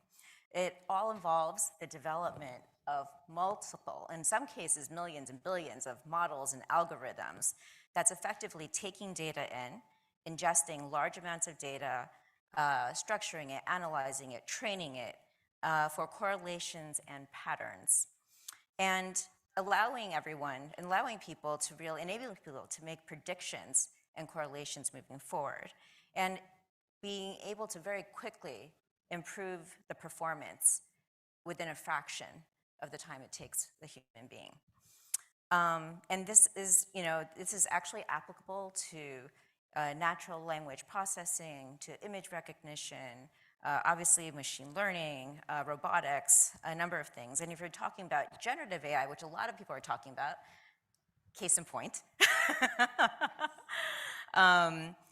it's actually going to produce new content, new ideas, chat responses. And these are going to be done in ways that are, I would say, kind of guided or even unguided in some ways. So, to take a step back, I would say with any new disruptive technology, there's a lot of excitement, but there's also nervousness, and that's expected, and I think that's good, because I think that you need the tension to be able to ensure that you're building AI for positive value for society.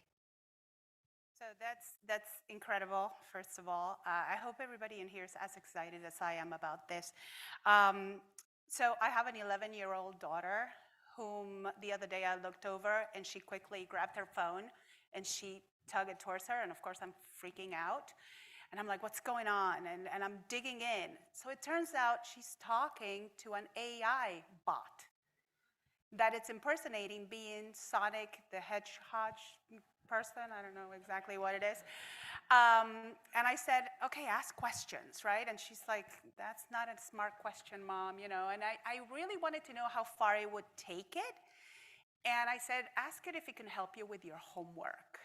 And he said, yeah, I'll help you. And I said, well, ask her about the Declaration of Independence. And I said, okay, let me pull up a pen and paper and let me tell you more about it. I was so impressed. So, with that, I'm going to move over to Belen.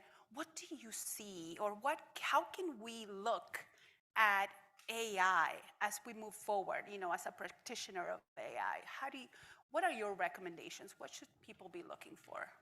Well, good morning, everyone. I think I can respond this question from a practitioner perspective. I think there's definitely a lot of attention right now towards generative AI, especially given the launch of ChatGPT. And it's the first time I think that technology that it's not at a mature level has been exposed at the scale as this one has been to users overall in the world, right? So that's exciting, of course. That also raises a lot of concerns, and I think it's inviting us to be critical about how we're using it and how we're thinking about it. Now, saying that, I think there's more happening on the space where there's a lot of expectations around what's coming. Reinforcement learning, more generative AI, all the things around how to handle biases. And I think as we probably are going to be exposed to these technologies also earlier than before through different user interfaces. And as we go through that, I think thinking about trust, thinking about provenance, thinking about trustability, effectiveness of these tools is very important as we engage with them. Now, a practitioner always is navigating this balance between technical issues and business issues. So I think there's a couple of things that personally I'm seeing this year in particular affecting the way in which I navigate the world of AI and how we apply it to solve different business problems. From the technical perspective, definitely, there's new methodologies that we are leveraging. We're going to be using more generative AI tools, like all the code whispers aspect of, in order to help you code faster, in order to help you code in a better way. Certainly are going to be more leveraged.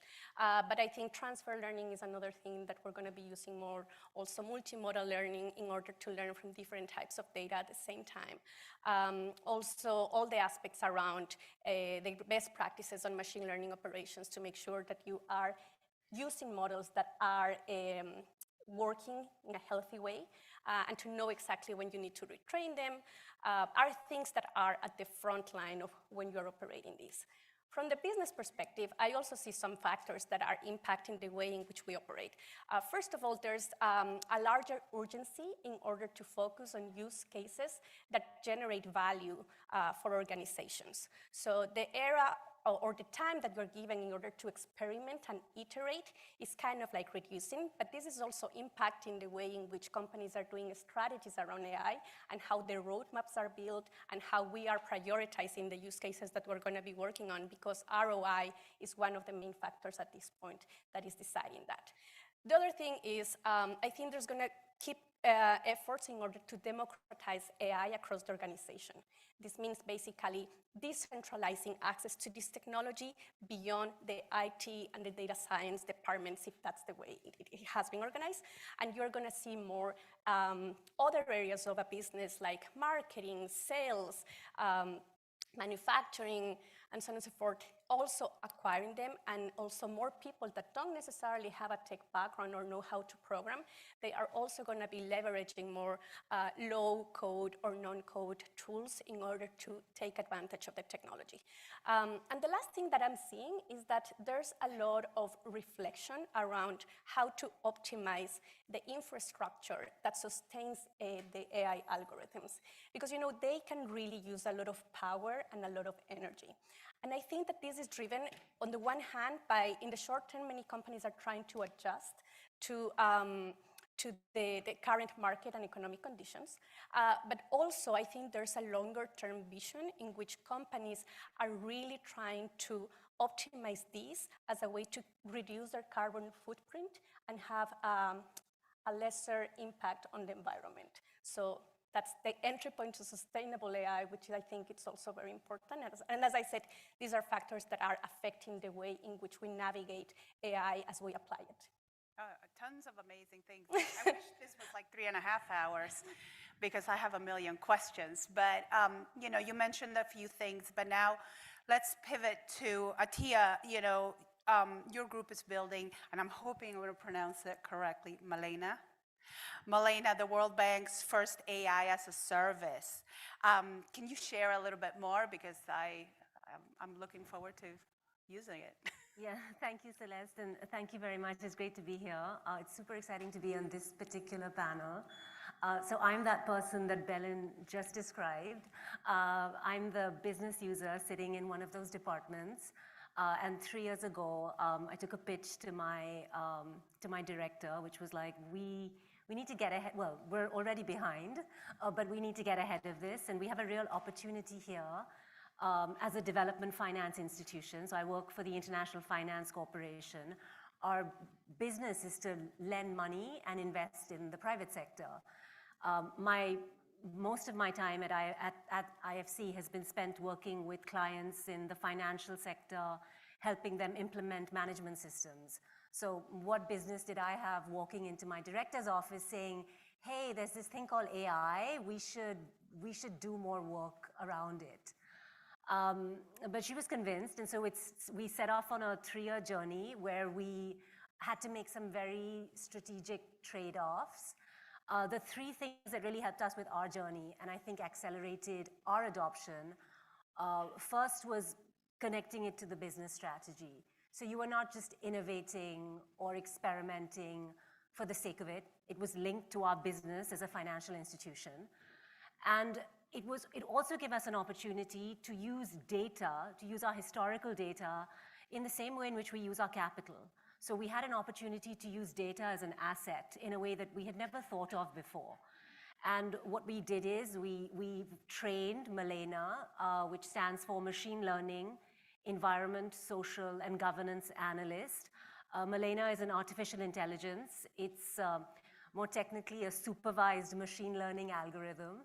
And we used IFC's internal historical environment, social, and corporate governance data, as well as impact data, to teach the algorithm to read technical text. And it's been a game changer for us internally. We've been able to reduce the amount of time my colleagues spend working on transactions to half a day. It used to go into weeks. When it came to reviewing, anyone who's had to sit down to an annual report or a bond prospectus knows that deadening feeling. So it's been really great to be able to give folks that time back so, they can do the things that humans do that humans can still do better than machines, which is think and find creative solutions to things that we haven't figured out as yet. So that has been very exciting. The other piece was adopting a different mindset, so arguing for a development finance institution that's not always known for speed. In fact, there are jokes about us being big bureaucracies, but actually adopting an innovation mindset, using innovation principles, using lean startup, using design thinking, using agile approaches to building products, working very closely with our users, and really iterating and building this solution using lessons that have already been learned by the software and technology development industries. And then the final piece was, I think, making an investment in data science. So we chose that strategy. I'd love to hear what you think. But the strategy that we chose was actually investing in in-house data science so our data scientists could work closely with subject matter experts and really build out the business case, sit in front of our clients, talk to your asset manager, sitting in an emerging market, understand the data constraints they're facing, and then work up the chain. So it's been wonderful. And as someone who's actually has degrees in economics and environmental policy, I want to tell everyone in the room that technology is really accessible. As you said, it's here. ChatGPT is already doing your daughter's homework. Where do we go from here? And it's possible, as someone who's not necessarily a technologist, to learn and understand and really take benefit. Let me follow up with a quick question based on what you just shared with us. What was the cultural acceptance of this change? Because you said you started 3 years ago. Are you there yet culturally inside the organization with the acceptance rate, or has there been a little bit of friction because of the introduction of this technology? I think in part that's why it's been 3 years, right? You don't do this overnight. You don't build solutions like this overnight. I think you've already heard about the importance of trust. We're going to talk a little bit about explainability, but I'll bring it up now. It's really important that your users understand it's a machine. Yeah. It's not a human. Your users understand how it makes decisions. Your users understand it's a prediction. It's a percentage out of 100. So users are able to.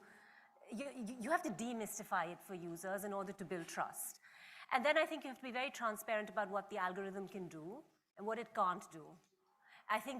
And then, of course, explain how it's complementary to your human users. So this idea of a human in the loop.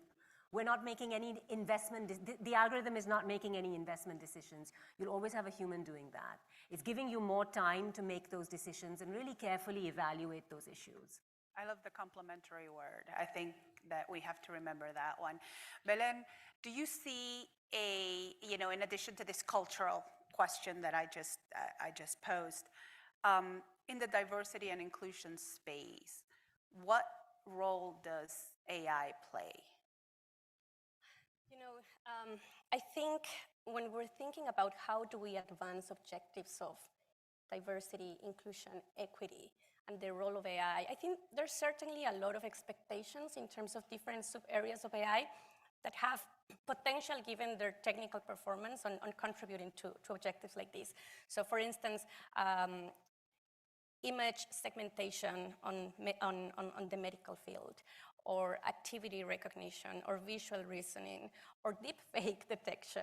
I think those sub-areas of AI have a lot of potential, but we have to wait and see the technical performance. Now, I think there's a transversal area that has been raising importance in the last couple of years, which is responsible AI. And responsible AI, it's really trying to capture different aspects like trust, ethics, explainability, as you were saying. And I think this really matters. This is a transversal area, no matter which use case, no matter which sub-area of AI you start focusing on. this really has the potential of helping us reduce the number of biased AI solutions that we put out there. There's, as we're discussing and seeing, right, there's more adoption at the business, at the government level of AI, and algorithms are also going to, through more scrutiny, right? So really making sure that you are able to explain the rationale of your decisions that are based on an algorithm, and that you can really guarantee that they are not discriminating against people based on their gender, age, occupation, sexual orientation, physical appearance. It's going to be more and more crucial. So responsible AI and all the practices around it, it can really help us. Now, I have to say that I think it's good that the research on this front has also been moving forward. And I think, you know, some years ago, I was feeling that this conversation around biases was still anecdotal from like some examples of how solutions were biased. But I was, as a practitioner, not necessarily having clarity on what technical procedures do I have to incorporate in the life cycle of developing and deploying a solution to make sure that they are not biased. And I think right now we are at a different moment where there's more clarity around what exactly do you need to do in order to make sure that the solutions are not biased. I'm happy to provide technical details if someone wants to discuss around that. But yeah, I think, in fact, in Data Robot, we took this very seriously. And this is why we decided that summarizing and simplifying the workflow of around bias and fairness was very important, and we have incorporated in our product as part of our automated tools. That's great. So I guess, you know, we're following an evolution. Lily, why don't you take the conversation home and talk to us about adoption? How do we get organizations to feel more comfortable about this? How do you upskill an existing workforce without, you know, we don't want to fear that these new technology is going to completely eradicate the existing workforce. So why don't you share your thoughts on that? Well, I think a lot also depends on where the company is at in its journey, right? I think there are certainly companies where, you know, from the beginning, right, it's actually embedded from an infrastructure standpoint, team, culture standpoint, and then, you know, at other companies, it might be more of a transformation from within, if you will. You know, I think some of the key things as you think about the journey in AI for any organization, ultimately, as these ladies also mentioned, first comes back to strategy. What is the value that it's driving for the business? How is it mapping to your overall corporate strategy and also functional strategies? You know, what's the economic value it's providing? What's the business value it's providing?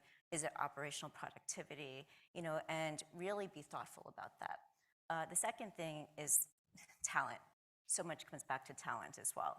So really thinking about, you know, the organization that you have and the potential skills gap and how you then therefore need to augment that, whether it's hiring directly, which we've done as well, bring folks in-house, because I think there's so much to gain when you have the hubs of data scientists and people, like cross-functional people working together to solve the problem. Infrastructure was mentioned as well. I think the combination of having, I mean, obviously, you know, AI is driven by huge data sets. So you have to make sure you have the infrastructure to support that and have a culture that's also very data-driven as well. You know, I've been in organizations where, you know, you had to evolve and actually evolve the culture from running the business to kind of just being a more data-driven organization and being really embedded in every single thing you're thinking about. And then the last thing that I will mention is things are just moving at such a fast pace. And so, you know, I think having key stakeholders and cross-functional efforts, you know, really understanding the role of AI across the organization and how it needs to come together and continuing to innovate, work together, you know, to really figure out where that's going for the organization. We have a few minutes left. Let's do a golden nugget that we can impart upon our audience. So I request fancy management consultant who was talking to us and who said that everything you do, AI touches almost every single aspect of your life. the Uber you took to come here, you know, the meal app you'll use to order lunch, the friends you'll meet later, all of that, right? So you need to understand how algorithms work, and you need to understand how they impact your life. And he also reassured us that algorithms have been around for centuries, for much longer than all of us. So it's, you know, it's ancient knowledge. The big change is computing capacity and the amount of data we now have. But don't be intimidated. But it's really important that we all, you know, don't be the ostrich. Don't hide your head in the sand. Learn about it, and learn how algorithms work. That would be my nugget. Don't be the ostrich. I love that. Belen? You know, I want to honor that we're in the Women Entrepreneurs Forum, and the message I want to leave with you all today is that we need more solutions that are designed by women and that are designed for women. And to do that, we need more women that understand and can handle and manage and lead in this technology. Only 22% of the women of the AI professionals are women right now, so we need to bring more diversity into this space. 5 years ago, I was not a data scientist. I freaked out one day once my husband sent me the picture of a robot running around DC, and I decided to leave my job at the World Bank and take this seriously. I didn't want to fake it. I really want to study and understand how to program and how does machine learning and AI. There's a lot of paths right now, as we have talked. There's more ways in which you can learn this. So make the jump. We need more diversity in this space. We need more perspectives so that we don't perpetuate biases and have skewed solutions in the market. Yeah, I mean, I would say, and this is just the core philosophy of mine in life, which is be deeply curious. This is, again, a very fast-paced, evolving space, and I think there's so much to learn, and, just completely immerse yourself in it. And, in some ways, also think about, whether it's the career now or future careers. I think that the role of AI is going to create a lot of new opportunities and jobs as well. And so obviously we talked about data scientists today, however, like the role of prompt engineers as an example, is quickly emerging as well. So, I would say think about, deeply understand it, and also really think about where it's going and opportunities moving forward. Excellent. And with that, I want to thank you for being a part of this conversation. Thank you, ladies.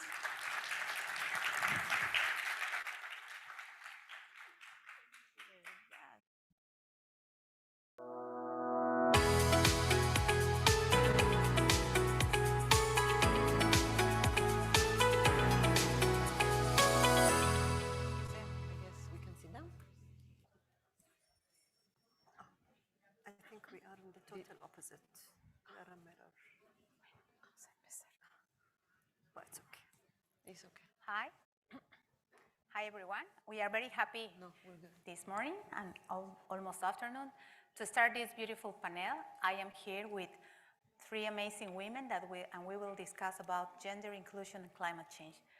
My name is Alison Silva, and I am very happy to be here with you, leading this panel and obtaining more information about all the experience that these beautiful women have here. Let me introduce you just the names and the positions that they have, because I will ask them that briefly they can explain what they've done and what are their experience, okay? We have three guests. Nawal Al-Hossani, she is the UAE permanent representative at IRENA, and she is an expert in climate change. Welcome, the United States. We are very happy to have you here. A big clap for her, please. In the second place, we will have Abetilde Muñoz. She's the director of the Department of Social Inclusion at the Organization of American States, and she's the expert in inclusion. And we have Irene Arias, and she's the CEO of the IDV Lab of the IATV. A big clap for you. So we will start with Nawal. Nawal, can you please describe yourself and all the journey that you have achieved during the last years? Very briefly, please, to Well, my name is Nawal Hosseini. Thank you very much for having me, and it's an absolute honor and pleasure to be sitting with such distinguished panelists. I have started my journey as an architect and then worked with academia and then moved into different type of industries. And through, as I say, every step in your life prepares you for the next. So I guess suddenly I found myself where I am today. I wouldn't say suddenly, it took a few years of really, really hard work, but here we are.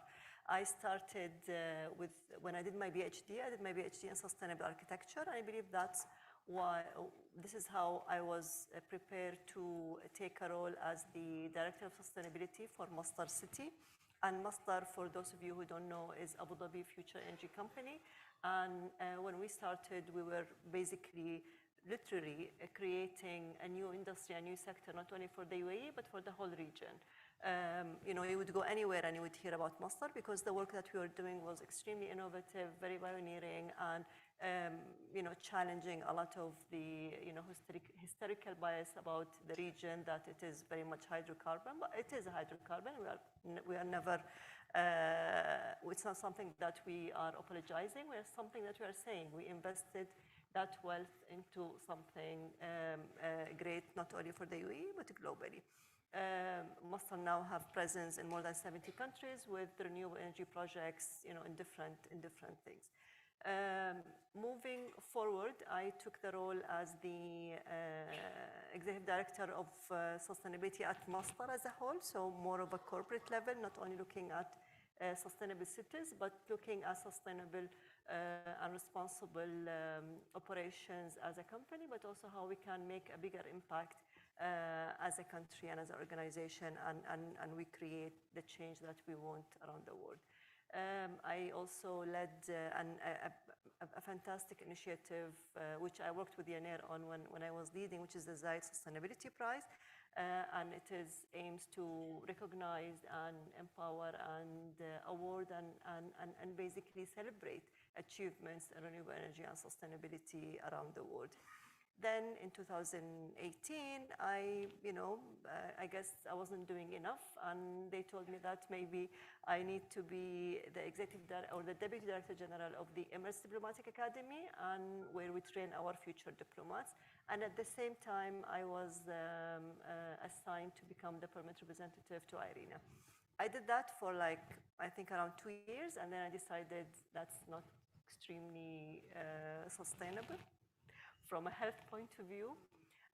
So I've decided that it's time for me to maybe focus on a couple of things that I am very passionate about and move on that direction. So I resigned almost everything, and I kept one thing, which is my role at IRENA, which is the permanent representative to IRENA, but kept few boards here and there just to make sure that I'm still making the impact that I want, and that gave me the flexibility to do what I love, which is basically meeting and connecting with people and speaking to people, and also have more time for me and more time and for my family. So here I am today.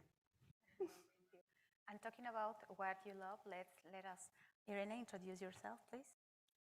Thank you. Well, good afternoon. I'm Irene Arias. Thank you, Yanire, and the MED team and the George Washington University team for hosting us here. And I see some familiar faces. I currently the CEO of IDB Lab. This is the innovation laboratory of the Inter-American Development Bank, and so a little bit of a sandbox and a venture arm for the IDB for all the countries in Latin America and the Caribbean. And this is what connects us very much with the mission of MED and the MED community in terms of putting entrepreneurship and innovative entrepreneurship at the center of what can be sort of a source of hope and new solutions for the deep challenges that we have in Latin America and the Caribbean, and some that are global challenges that can be addressed through innovation and technology, and rely on promoting new generations of entrepreneurs, and of course, putting a lot of emphasis on supporting women-led entrepreneurs. I've been at IDB for 5 years, and prior to that, I spent 20 years at the IFC in different parts of the world.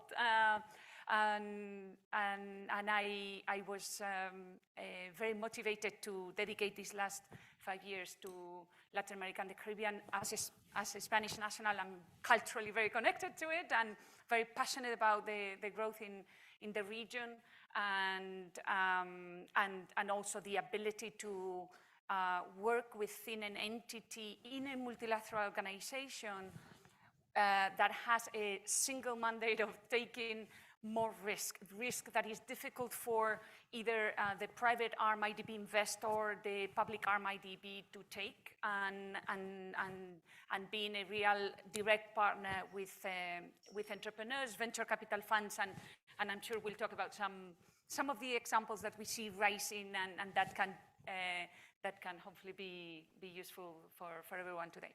Thank you, Irene. And we're very happy here because talking about social inclusion, talking about these solutions that are global, we would like to invite Betilde to introduce yourself, please. Excellent. Thank you so much for the floor and for the invitation. My name is Betilde Muñoz Pogosian, but most people also know me as Betica. I'm Venezuelan American. I'm a Venezuelan migrant in the United States. I've lived here more time than in Venezuela, but I think I'm missing the other flag in the flyer. I have a background in political science. I did my PhD in political science, and I've dedicated my life in getting expertise and working on issues of democracy, inclusion, human rights, and one area that is the one connection to Med community and this forum, which is the empowerment of women and women's leadership. I've done a career at the OAS, the Organization of American States, which is the political forum for the region, in which we facilitate political dialogue and consensus, as well as technical cooperation amongst the 34 member states that are countries of the Western Hemisphere, along 4 key pillars: democracy, development, human rights, and security. And since 2015, I've been director of the Department of Social Inclusion, in which, in this area, we have the mandate, regional mandate, of working with member states to address issues of inequality, social exclusion, and really helping them think of policies that can bring equity and access to rights to all populations, of course, everyone, but really putting the focus on groups in historical situations of vulnerability. So this is really my formal expertise and formal mandate. On the side, as I said, I'm very interested in working on issues of women's representation, women's leadership, and I've dedicated and cultivated a line of work and expertise specifically on this, and on really sharing my knowledge and bringing tips and recommendations to women that are ready to lead, that are ready to become entrepreneurs, and really ready to make a difference in the world.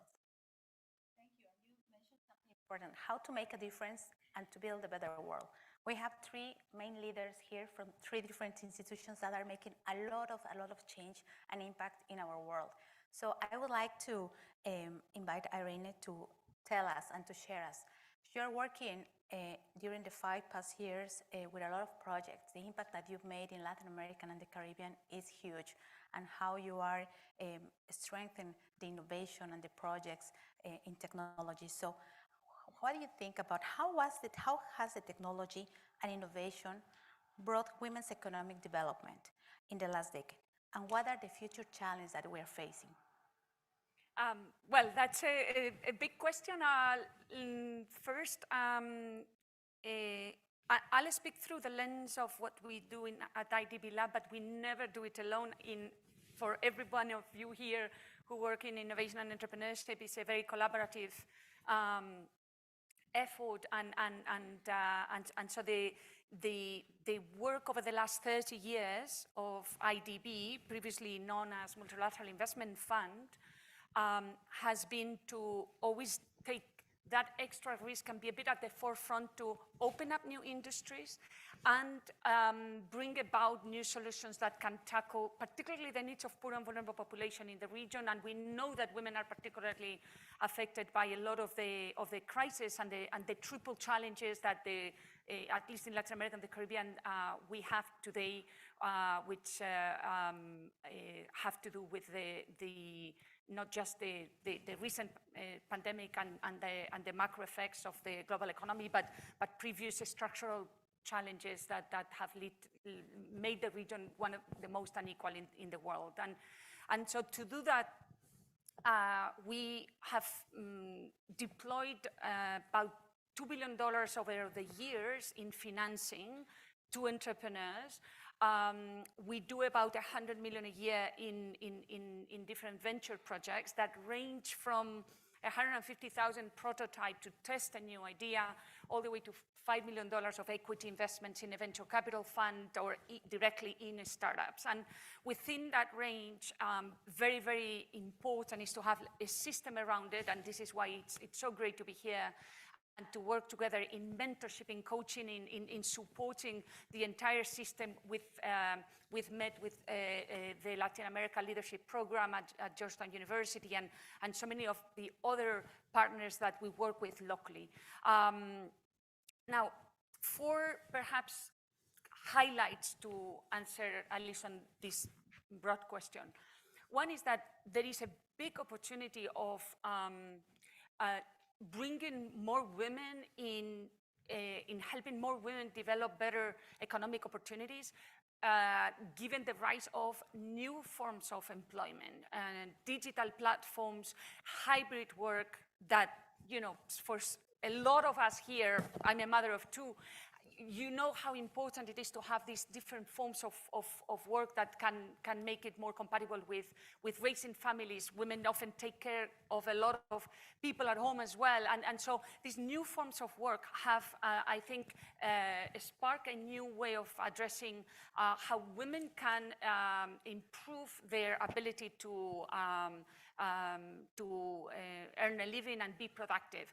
An example, we've invested in Elena's, a company that is operating in Mexico and Colombia, and it's helping women offer their products online and become basically their own entrepreneurs.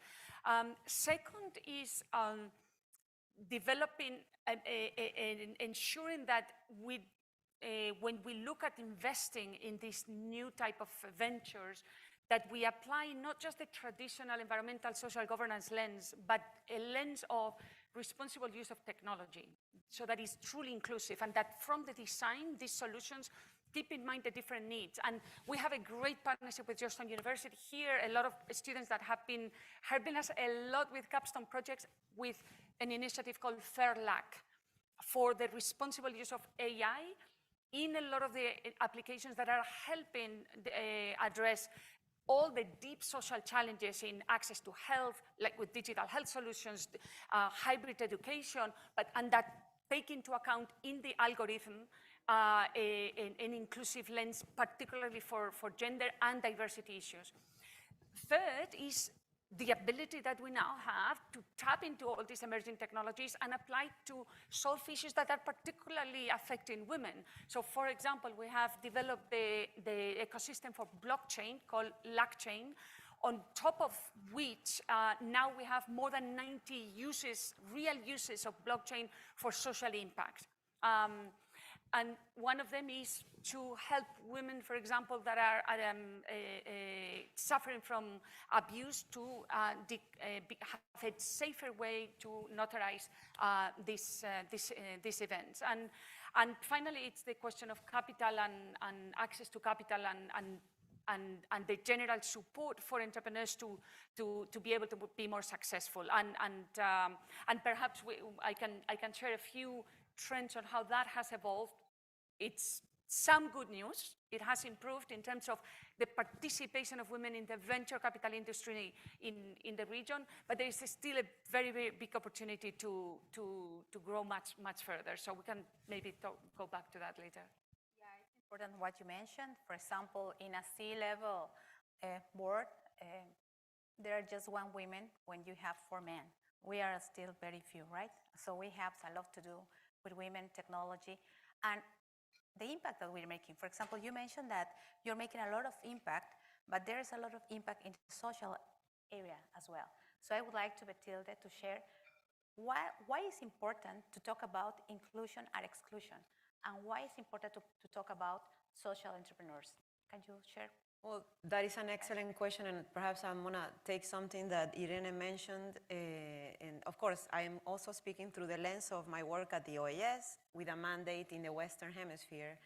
And specifically looking at our region, you said it, we are the most unequal region in the world. We may not be the most poor, but we do continue to have, year after year, very alarming levels of inequality, no? That difference, not just measured in terms of income or the Gini coefficient, which is what's used to assess this, objectively assess these differences, but also looking through other lens, no? And how people, because of their identities, also can experience discrimination and exclusion. And I mean, there's many challenges. One of them is your expertise. Nawal, the climate change conversation. I work a lot on issues of migration, and I see the intersections all the time. Also, the lack of representation of women or access to rights, and also representation in politics, the issues of poverty, the realities of groups historically excluded. And from the experience of work at the OAS, I can tell you that it has impacts in many dimensions of society. Not addressing issues of inequality, not working on achieving social inclusion impacts how people feel about democracy, how people feel about institutions of government, and if we all share the view that democracy is the best way to organize power and solve conflicts in society, we also need to not only work on strengthening democracy, but addressing challenges of exclusion. There's an impact also on the possibility of people, especially young people, entering in criminal activities or organized networks. Many studies by the World Bank and other institutions have found a correlation between exclusion, perceived and material exclusion, and these activities. It is an issue of human development. It is an issue of social justice, and it's really, it has an impact on our possibility as a region to keep growing and keep bringing rights to people. So, in summary, it's something that no matter where we are positioned, field-wise, is something that we should take on. And I'm very glad that this forum has dedicated, or the topic is entrepreneurship by women. Of course, a lot of you guys are in the private sector, but there's a big portion of this work that is done from the social standpoint. We have a lot of social leaders from Colombia and other countries of Latin America. And perhaps the key point here is that we all have a role to play, and we all have, and again, no matter what the field we are working on, we can contribute to addressing issues of inequality and social exclusion. We're facing a lot of challenges and a lot of problems. When we talk about, you can imagine gender inclusion, climate change. Why are these three topics in the same panel? It's because there are a lot of things to do. And we would like to ask Nawal, because in the last panel, we've heard a lot of the data and how we use the data and how we use technology, artificial intelligence. So we would like to ask Nawal, how does climate change intersect with other global issues, and such as food, security, gender, public health, and economic development? It is a big question, but I have a very simple answer to it. Climate change is the global issue of our time, and this is something we are facing.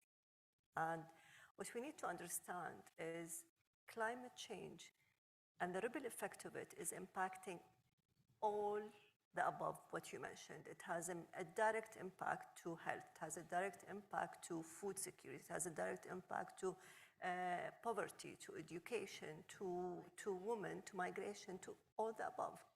And I think it's very important for us when we look at climate change, we don't look at it as one-dimensional, because it's not one-dimensional. It's not an environmental issue. It's not a social issue. It's not just an environmental issue, not just a social issue, which is inclusion and women's rights are part of it. It's not just an economical issue. It's definitely not just a health issue. It's everything because those challenges are very much linked directly to the development of countries, communities, and economies. And those challenges are so interlinked and evolving together in this cause and effect nexus, basically.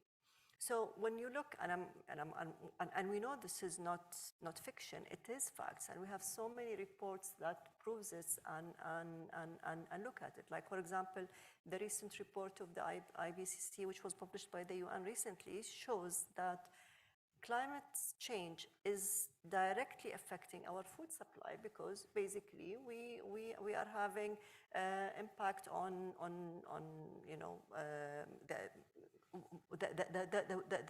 the weather changes, the lack of water, it's affecting a lot of our food production.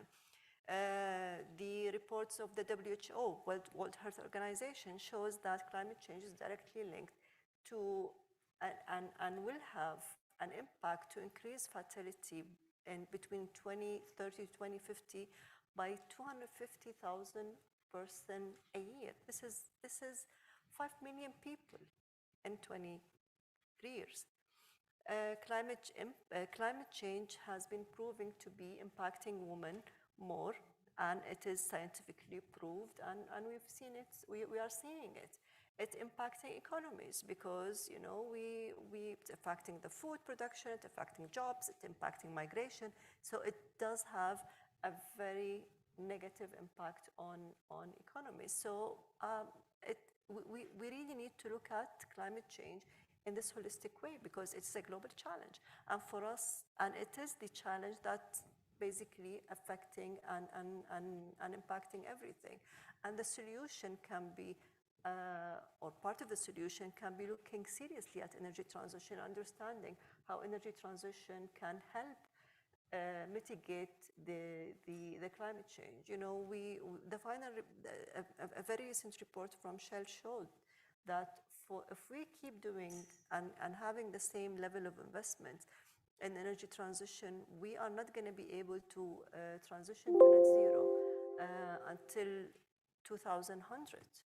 And it is way too late. So, you know, we definitely need to have more investments, and not because, you know, I'm a representative of the UAE to IRENA, but I think it's very important for us to look into just energy transition by providing access to begin with, and then looking at transitioning into renewables and allocating the right investment into that. And I mentioned, you know, being from the UAE, we knew that this is something that we all need to do, and this is why we are looking at solutions and finding the way that we can have the right impact when it comes to moving more and more into a net zero or a carbon zero, or whatever we're going to call it. But it doesn't matter. What we need to do is mobilizing together towards action to address climate change.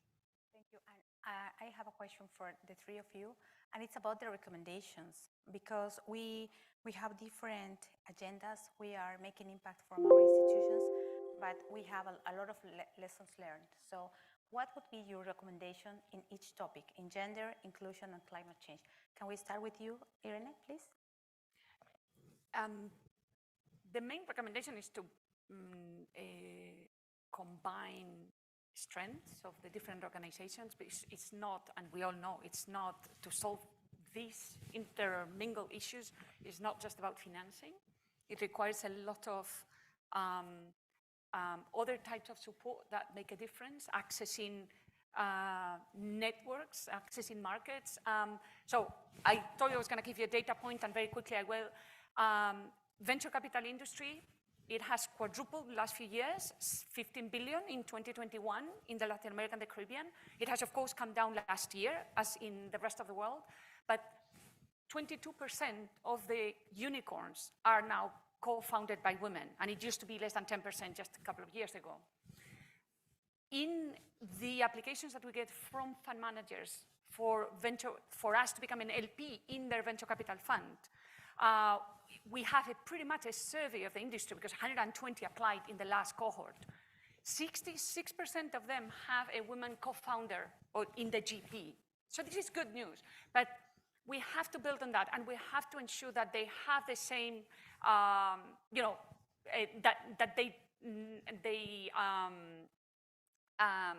that they have the same, or at least the same opportunities to access and to go and scale and networks and mentorship and collaboration across organizations like this is very, very important. And some of them are tackling these very global issues we're talking about. We just invested in AgroSmart, leading agtech company in Brazil, leading with food security and helping farmers save water.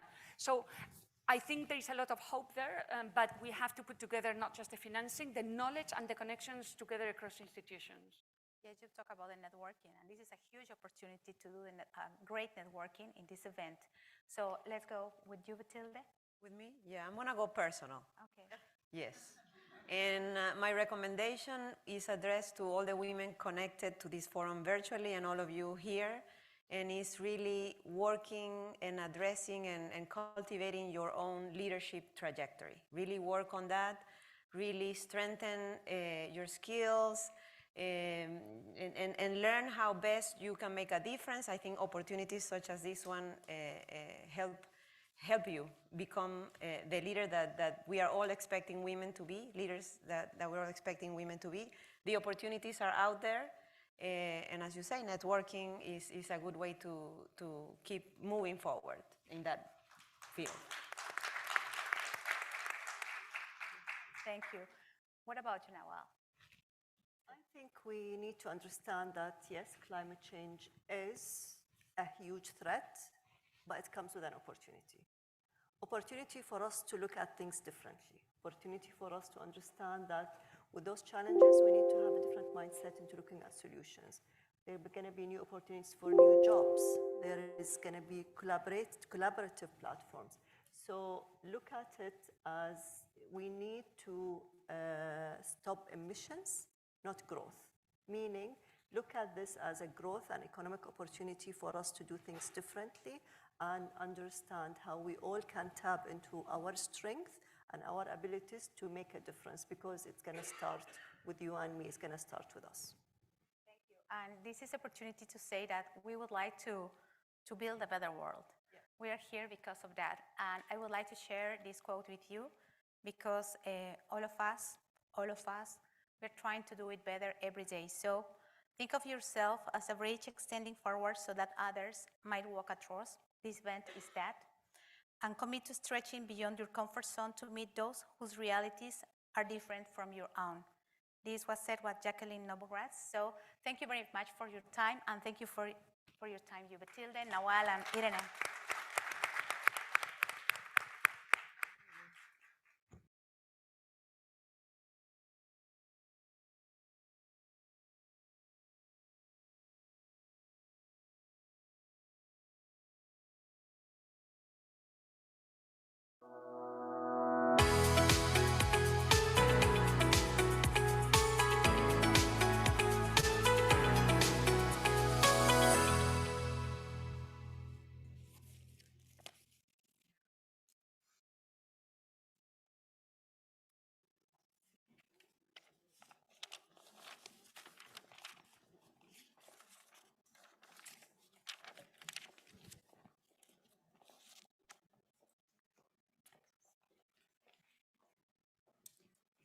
Ready? Yes, okay.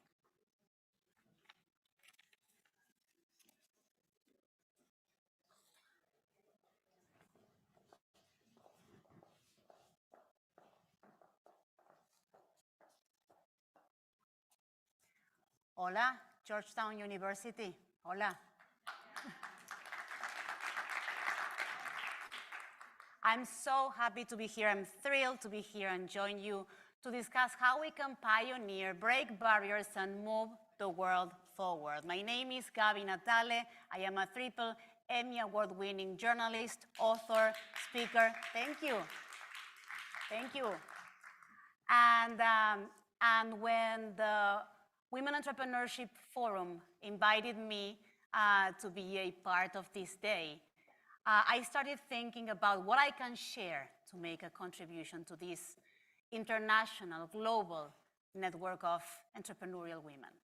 And I realized that being today here in Georgetown is a full circle for me, because one of the most significant and early lessons that I learned in my journey as a professional and as an entrepreneur happened only 20 minutes from here, 20 years ago.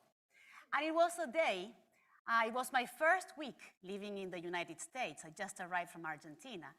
And it was a day when I went to a Subway restaurant to order a sandwich. And my choice of restaurant was no accident. I deliberately chose Subway because I knew that was the kind of restaurant where you can order without having to speak perfect English. I could just point at the ingredients and make it happen. So I pointed at the ham, and I got ham. I pointed at the bread, and I got bread. I was feeling pretty accomplished until the unexpected happened. The lady who was preparing my sandwich opened her mouth and said a word I never heard before. Pepper jack cheese. Pepper jack cheese? Pepper jack cheese. And the more she repeated it, the more impatient she got, until she finally screamed for the whole store to hear, "Jesus Christ, lady, pepper jack cheese." And the store went quiet, and I could literally feel all eyes on me.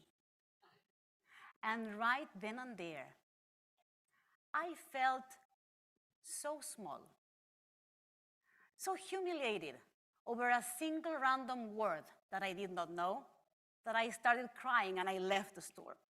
And as I was walking by the people in the line, I recognized the look, the eye-rolling look that I have seen so many times in the supermarket when I did not know how to work the self-checkout lane, or so many times in the metro when I did not know how to start my metro card, how to set up my metro card. The eye-rolling look that said, "She's so stupid, huh? She's so stupid," because people confuse being new with being stupid. And as I was leaving the store and I put my hand in my pocket to reach for a Kleenex, I found a different kind of paper. This time, I found the boarding pass that I had used just a week before to come to the United States from Argentina. And I remembered a different kind of look. This time, it was the bittersweet look of my parents in the airport when they came to say goodbye. And it was that bittersweet look that only parents can make. A look that says, "I am sad to see you go, but I am proud to see you grow. There goes my daughter. She's a young lady with a bright future." And I realized that day that I had to make a decision about the most important look of all, my own. How was I going to choose to see myself from that day on?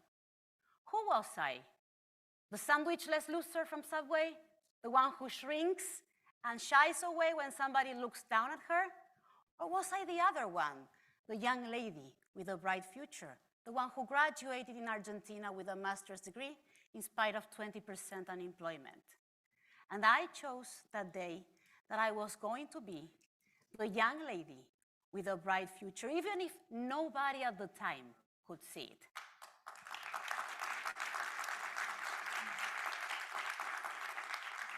And I understand and I learned that if I wanted to be respected, I had to respect myself first. If I wanted to be valued, I had to value myself first. And if I wanted to be chosen, I had to choose myself first. And that is a lesson that guided me throughout my journey as an immigrant, as a professional, and of course, as an entrepreneur.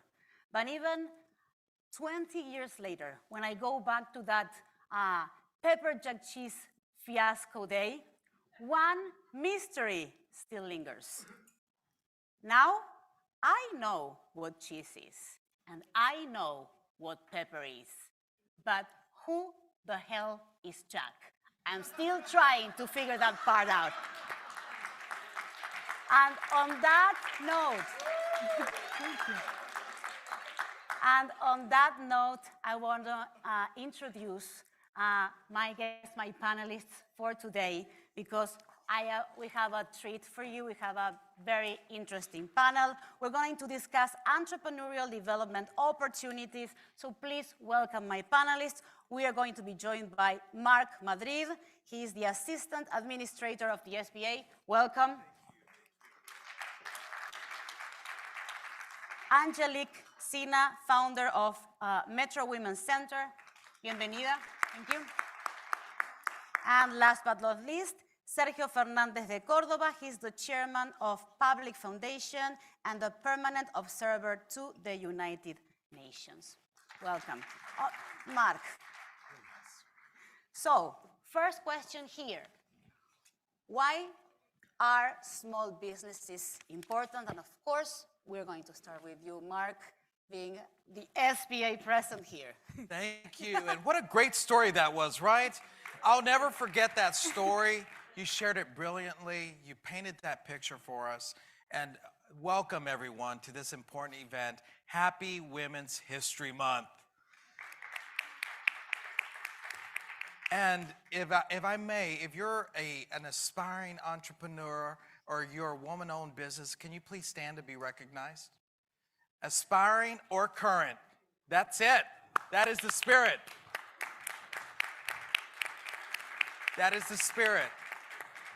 And I'll keep this to about 2 minutes because I want to make sure that we get to the rest of our topics, but I'm the Associate Administrator for the United States Small Business Administration. So I lead a large office at the SBA, the Office of Entrepreneurial Development. So we oversee all the technical assistance, a primary part of it throughout the U.S., also education, cybersecurity efforts, executive level training sessions for our women-owned businesses and our small businesses across the U.S.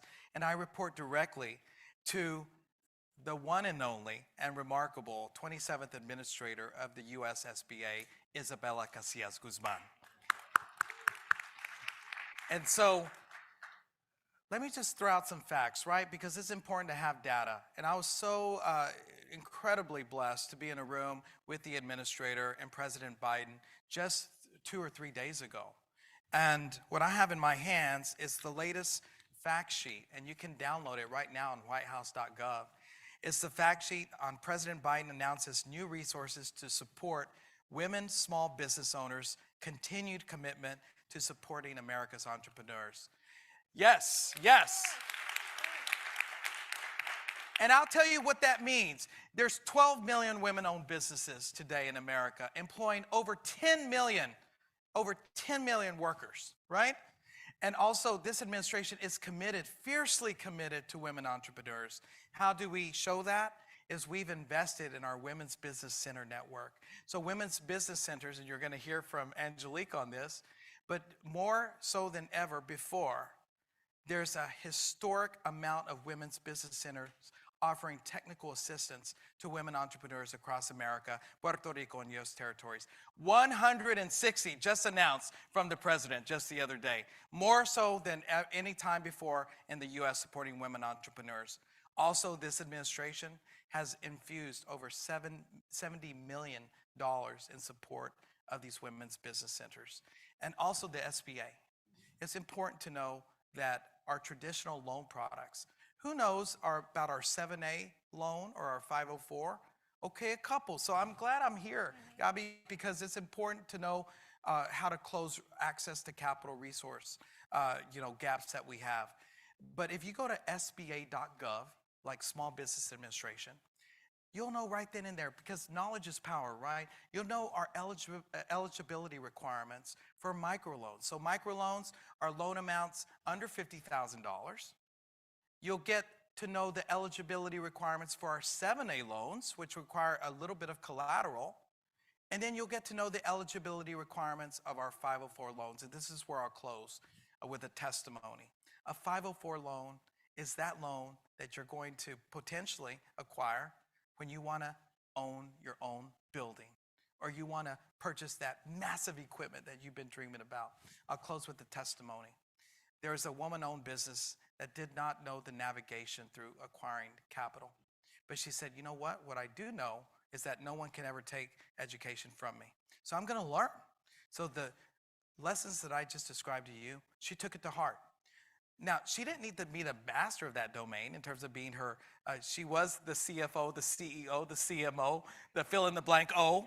But she said, you know what? Right now I have a bookkeeper. Now she has a CFO. But 20 years ago, she had a bookkeeper. I said, can you help me understand these eligibility requirements? Because one day I want to own my own building. So she got on the path because she didn't have credit. We're going to talk about that.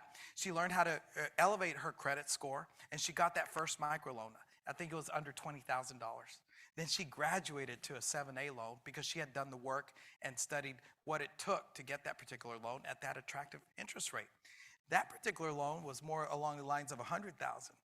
And then about 10 years later, she said, this is the one I've been wanting for a long time, this 504, because I'm tired of leasing these hundreds of thousands now into the millions. I want to own my own building.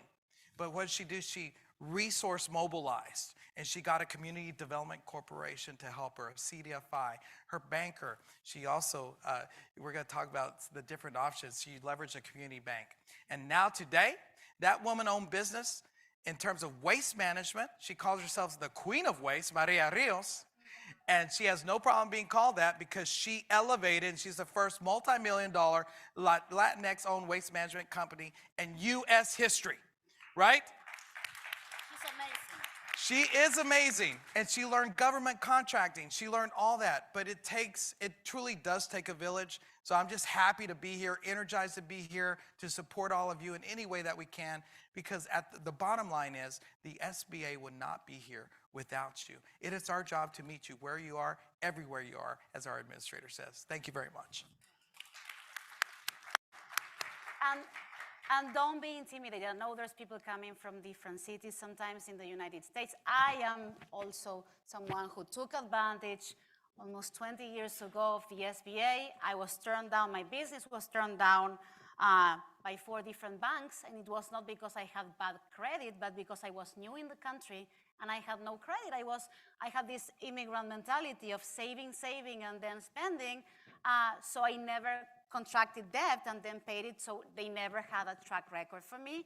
And I went to the SBA, they gave me free advice, and I learned at the time what was a credit union, which is something that is a financial institution that can help you even if you don't qualify for a traditional loan. So I'm also somebody who can say I benefited for all this free help and free information. Now, Sergio, I want your take on this. What do you think in terms of the contributions of small business owners? Well, I actually wanted to talk about, Mr. Madrid just mentioned, with the SBA, because I actually served on the Council of Underserved Communities when it was launched in 2010 under Obama. And really the goal of this Council of Underserved Communities was, believe it or not, entrepreneurs and women was the focus. One of the reasons why I was put on that board was because we were having a lot of conversations with President Obama and the team about, this is 2008, post-2008, and a lot of us from the entrepreneur community were saying, well, you're giving Bank of America bazillions of dollars, right? $700 billion, TD Bank to manage this money, but it's never making it to the entrepreneurs. You talk about it takes a village, but what if the village has no access to capital? Right, and so therefore there is no village left, right? And when we look at today's economy, and it's exciting to see this administration really, been really embracing, and I know that they relaunched the Council of Underserved Communities just a couple of years ago, as Biden came back in, and President Biden, and it's just really exciting to hear you because it was a real challenge back then to really, look at and create these sort of vehicles for women, minorities, and entrepreneurs. And it was interesting that it was all grouped under this sort of underserved community, but to me, it's the fabric of what makes this country great. It's entrepreneurship. It's built on small businesses, and not small businesses over 50 million. It's the small businesses that are powering our communities, that are powering everything that we do on a daily basis. When we go to the store, we go to the laundromat, when we go, get our websites done, all these different businesses. And I think that, And today we're just such a digital economy. I think there's we've kind of almost gone since 2010 to now way too digital, right? That we've forgotten the sort of grassroots. All politics is local, right? All communities are local, right? And everybody's jumping to Web3, but what about what's happening in our local communities? Your family restaurants. Yeah, everything. The mom and pop shops, main streets are dead across America, across the world, right? But let's just focus on America, right? And the main streets are dead, right? And when I look at, the work that, Mark and his team and everybody at the SBA is doing, I think that, it's probably one of the most monumental moments in time right now, right? There's a lot of resources now. There's a lot of things that we've learned over the last 10 years and over digitization, if you will, but the tools are there. But I think there really needs to be a very hyper local focus, right? Because that's where the real business happens. That's where that woman, the champion that you talked about, she didn't build it overnight and just opened up a website. It was years and years and years and years. It's a great story, but it's when somebody says, wow, you're so lucky. No, she's not.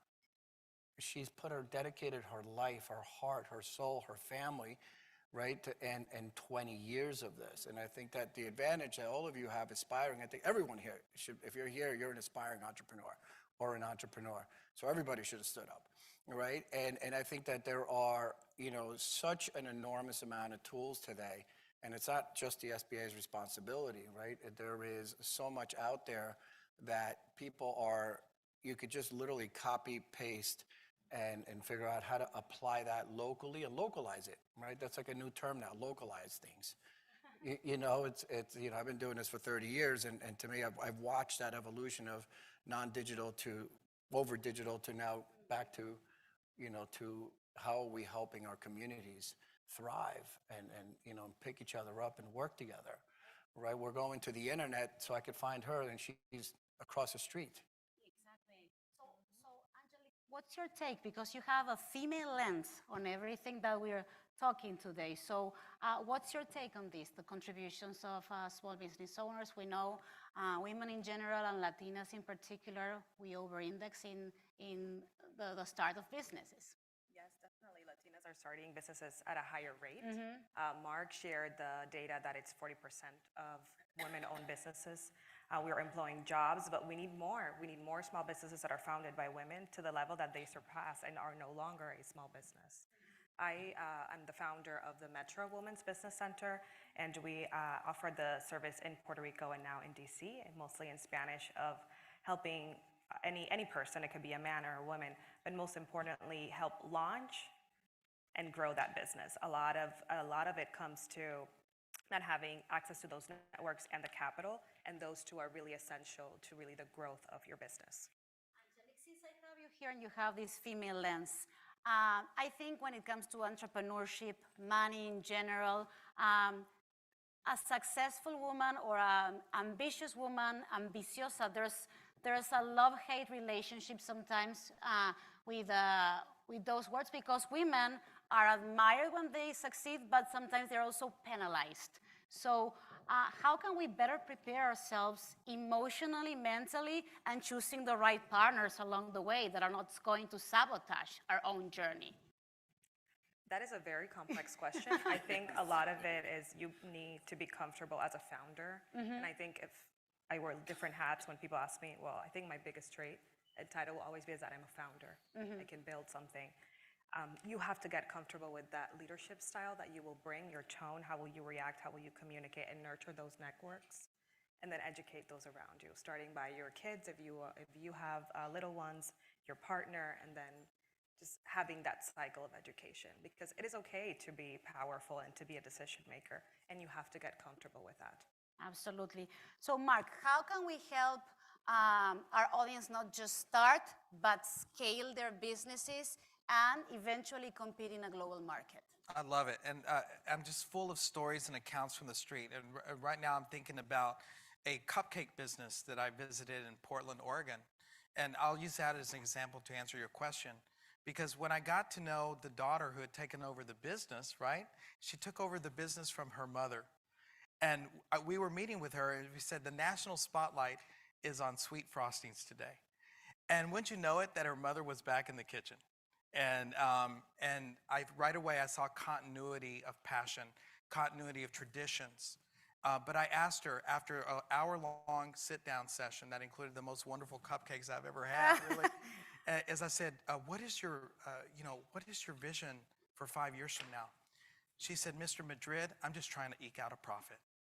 You know, and I thought that was so raw and true about our small businesses handling the economic challenges of today. It wasn't that we're going to open our 3rd location or that we want to hire 20 more people. We're trying to eke out a profit right now. And in so doing, trying to take care of our people, because workforce development, hiring and recruitment has become the #1 issue for many small businesses, especially if you have under 5 employees. It used to be about customer acquisition and retention. So all they were doing is they had just instituted free covered parking for their employees. And for the first time in the history of that place, that had been around for over 20 years, they were offering benefits because they couldn't compete with the big brands, they thought, until they just took a look at their cost structure, started managing their cash flows. But that took education too, because she mentioned that she thought the statement of cash flows was the balance sheet. And so that education of itself and mitigating cost was her main charge for this day, eking out a profit. So I think it's about starting your business, about striking that passion meter, but what are foundations and principles are you going to lay down to be the undergirth and foundation of that business?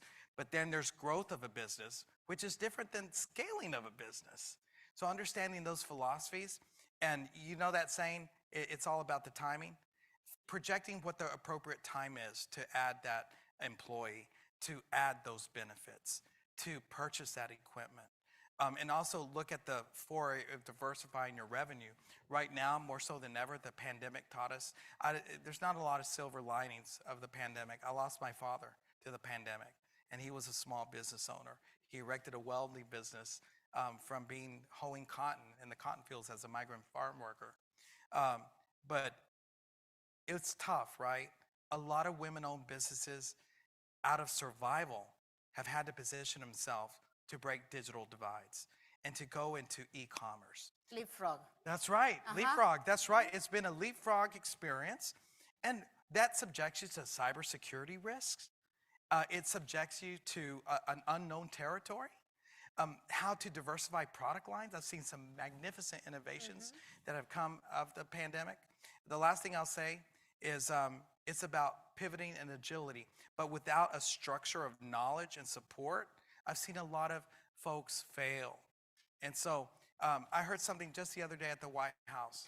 And she's a pretty prolific CEO, the CEO of Spanx. And she said, you know what? I hired for all my weaknesses. That's how I got to this place. Great tip, great tip. Angelique, what's your take on this? How can we prepare these women that you are serving, that you are advising, not just to start, but also to scale and eventually, like the CEO of Spanx, conquer the planet? Oh, they need to come. They need to, visit our centers or any other centers or across all of the United States, Hawaii and Puerto Rico. And you need to not give up. I always tell them you need to hustle. It's about the grind. And you need to be super focused on just growing your business and not giving up. And before we move to the last question, Sergio, what's your take? How do you think it's one of the key things that we may be overseeing to help them scale? Well, I think that, as I said before, the resources are out there, right? I think when you're building an idea, one of the things that we always say is think big, right? Act small, but do it now. Most important, because there's never the right time to start something. Right, number one. Number two, partner. There's no ego in building a business if you want success, right? If not, just buy yourself a trophy and put it on your wall and just say, I started this business and I went nowhere, right? Don't fall in love with your idea. Again, don't let ego take control of a vision that can actually scale. And that's really, you know. Be your own devil's advocate for your product, for your Well, yeah, not just that, but like literally don't fall in love that you're so blinded, right? We know love, we're all, you know, everybody that's a Latino here, we fall in love. And, you know, and the thing is that you have to understand that in order to evolve, right, this child needs to get out there. And it needs to find partners and have somebody, not just you be your own devil's advocate, but you be my devil's advocate and tell me, what do you see? What do you see that could do it better, right? Also, you know, always be fundraising. Everyone says, I'm doing okay, I don't want to grow, but you never know when you're going to need capital, right? And you never know when the right capital shows up, and it's not going to be when you need it. It's going to be when you don't need it. Trust me, 99% of the time, it shows up when you don't need it and you're not paying attention, right? And then also, as you were saying before, surround yourself with people smarter than you. Trust me, it's not a bad thing. It actually makes you smarter because you're surrounding yourself with people smarter. There's an abundant amount of capital, resources, you know, and I think that if you're out there looking for it, you're going to find it as long as you're open to it, right? And then access to debt is usually an issue, so that's why you want to always look and identify so that you just have it on speed dial. Perfect. Now, in 30 seconds, we're very challenged with the time in this last one, best practices. So best practices for all our small business owners in a wide sense. Any advice or best practice that you would like to share to close? Mark, your Absolutely. In 30 seconds or less, keep striking that passion meter, but surround yourself by knowledge because knowledge is power. And just know that you are tremendous. You're fueling this American economy. Now in 2021, you were almost half of all the new business started in this country. And I dare say that you're going to be surpassed and you're going to be the majority very soon. So I would say, let your light shine. But there are resources around you, and we're here, SBA.gov, SBA.gov. Please go there. Thank you. Thank you. Sergio, 30 seconds or less, your best practices? I think get started, do it now, and best practices is in any entrepreneurial venture I've been involved in is just literally go find all the experts around you and get started. Time is your worst enemy, right? And you have all the tools, use them, right? He's giving you a website, use them, right? She has a platform, use it, right? Go call your friends and socialize it. I think one of the most important things too, everyone gets caught up, and all of us, especially, you know, I'm an immigrant, I came from another country and the same as a minority, you just don't want to share it because you feel somebody's going to say you're stupid, as you talked about in your line. And it's like, no, don't socialize it, talk about it. I think that's really the most important part is believe that you are going to do it because you will. Perfect. Angelique? Well, ask for funding or money when you don't need it, and then double the amount. And sell, sell, sell. You're always selling. Exactly. A big round of applause to my panelists, Mark, Angelique, Sergio. Thank you so much.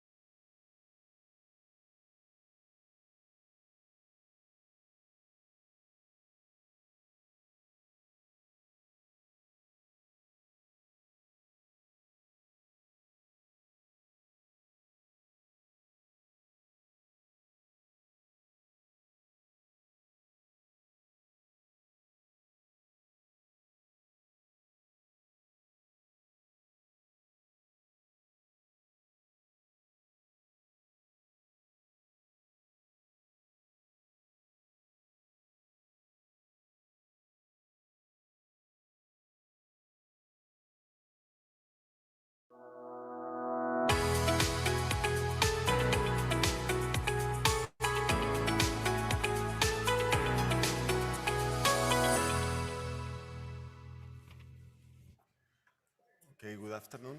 Well done. So good afternoon, everybody, ladies and gentlemen. Thank you very much for inviting me, Yanire and organizing team to this event, to have the opportunity to be here today with this group of leaders to discuss how can we accelerate women's participation in business leadership. My name is Alfonso García Mora. I'm the Vice President for Europe, Latin America, and the Caribbean in IFC, as you know, the private sector arm of the World Bank Group. This is a topic that is really close to my day-to-day work at IFC. You know that IFC has a specific objective and target, which is to dedicate a significant amount of the financing that we provide to the private sector in all the regions in which we work, directed to gender equality, which can be done either through specific financial institutions that provide the financing or the funding to women entrepreneurs, or that can be done through changing, for instance, the corporate governance in many companies that receive financing from IFC, and as a condition for that financing, we try to influence on the governance of those companies. So I think that gender equality and economic inclusion, we know that it is not just a social and a moral imperative, probably, but also an economic need. An economic need and something that also pays off. I think that there are many reports and research that has already proved that having more women on boards, women on leadership positions in firms, provide, or there is a direct correlation and positive correlation between that and the performance of those firms, and that and the sustainability and ESG compliance of those firms.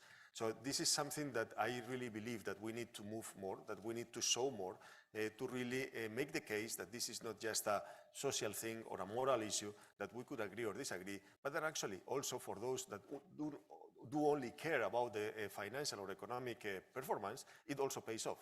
And I think that this is something that we should really internalize much more in our day-to-day. Because the reality is that we are very far away from where we should. And unfortunately, during the pandemic, we went many steps back in terms of gender equality in many regions. I'm sure that you have seen the recent World Bank report on women, business, and the law. And it is quite shocking that only 14 economies in the world have gender parity, legal gender parity. Only 14 economies in the world. When one thinks that we have almost close to 200 economies in the world, and only 14 of them have a legal gender parity, there is something that we are probably not doing well. Or there is a lot that needs to be done beyond what we see. But equally shocking is that 2.4 billion women live in economies that in which men do not have the same rights than women, or women do not have the same rights than men. 2.4 billion women. This is quite a shocking number as well when we think about where we are and what is pending. And the third thing that I wanted to mention is that when one looks at the numbers and what has been done recently, it is quite shocking that there are many countries that have gone in the opposite direction. That previous granted rights are being reversed, and there is some reform fatigue. In fact, we estimate that we will need 50 years to achieve legal equality if we continue the path of reforms in which we are today. 50 years more if we follow the same path of reforms. So a lot that needs to be done. And this is a very macro analysis and very macro numbers. No? But when one goes a little bit down into the private sector data, it is also quite surprising to see that we still have only 25% of managerial positions globally are held by women, 25, 1-4. And this is exactly the same number that we had in 1995.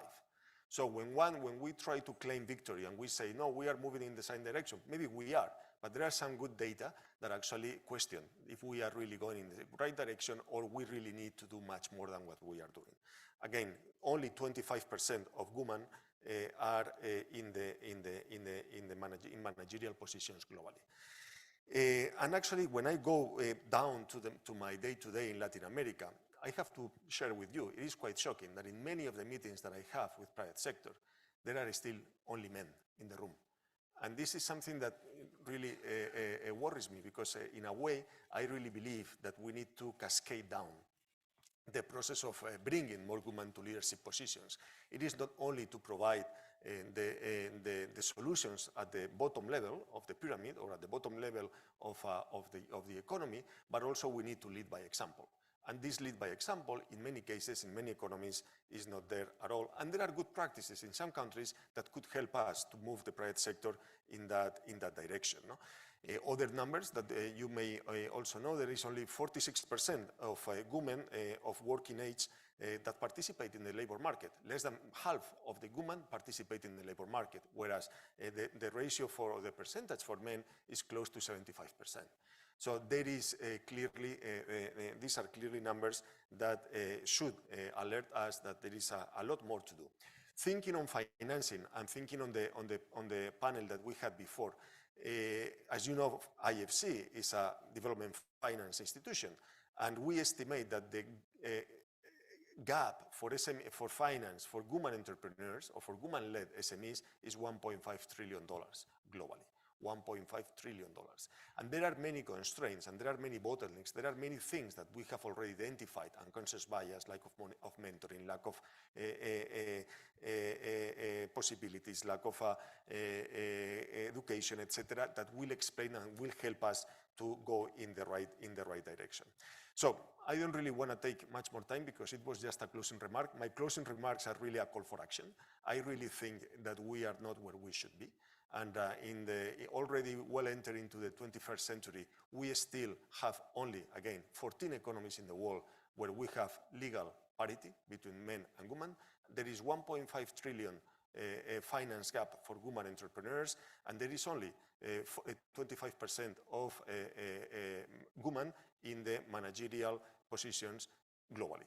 So 3 numbers that should actually make us reflect that there is a lot that we need to do, that we need to do together, absolutely. We need the private and the public sector. We need to lead by example, and we need to work on the bottom of the pyramid. There are many things that needs to be done, and only by working together we will achieve the objective of really having a real world of equality and parity. Thank you very much.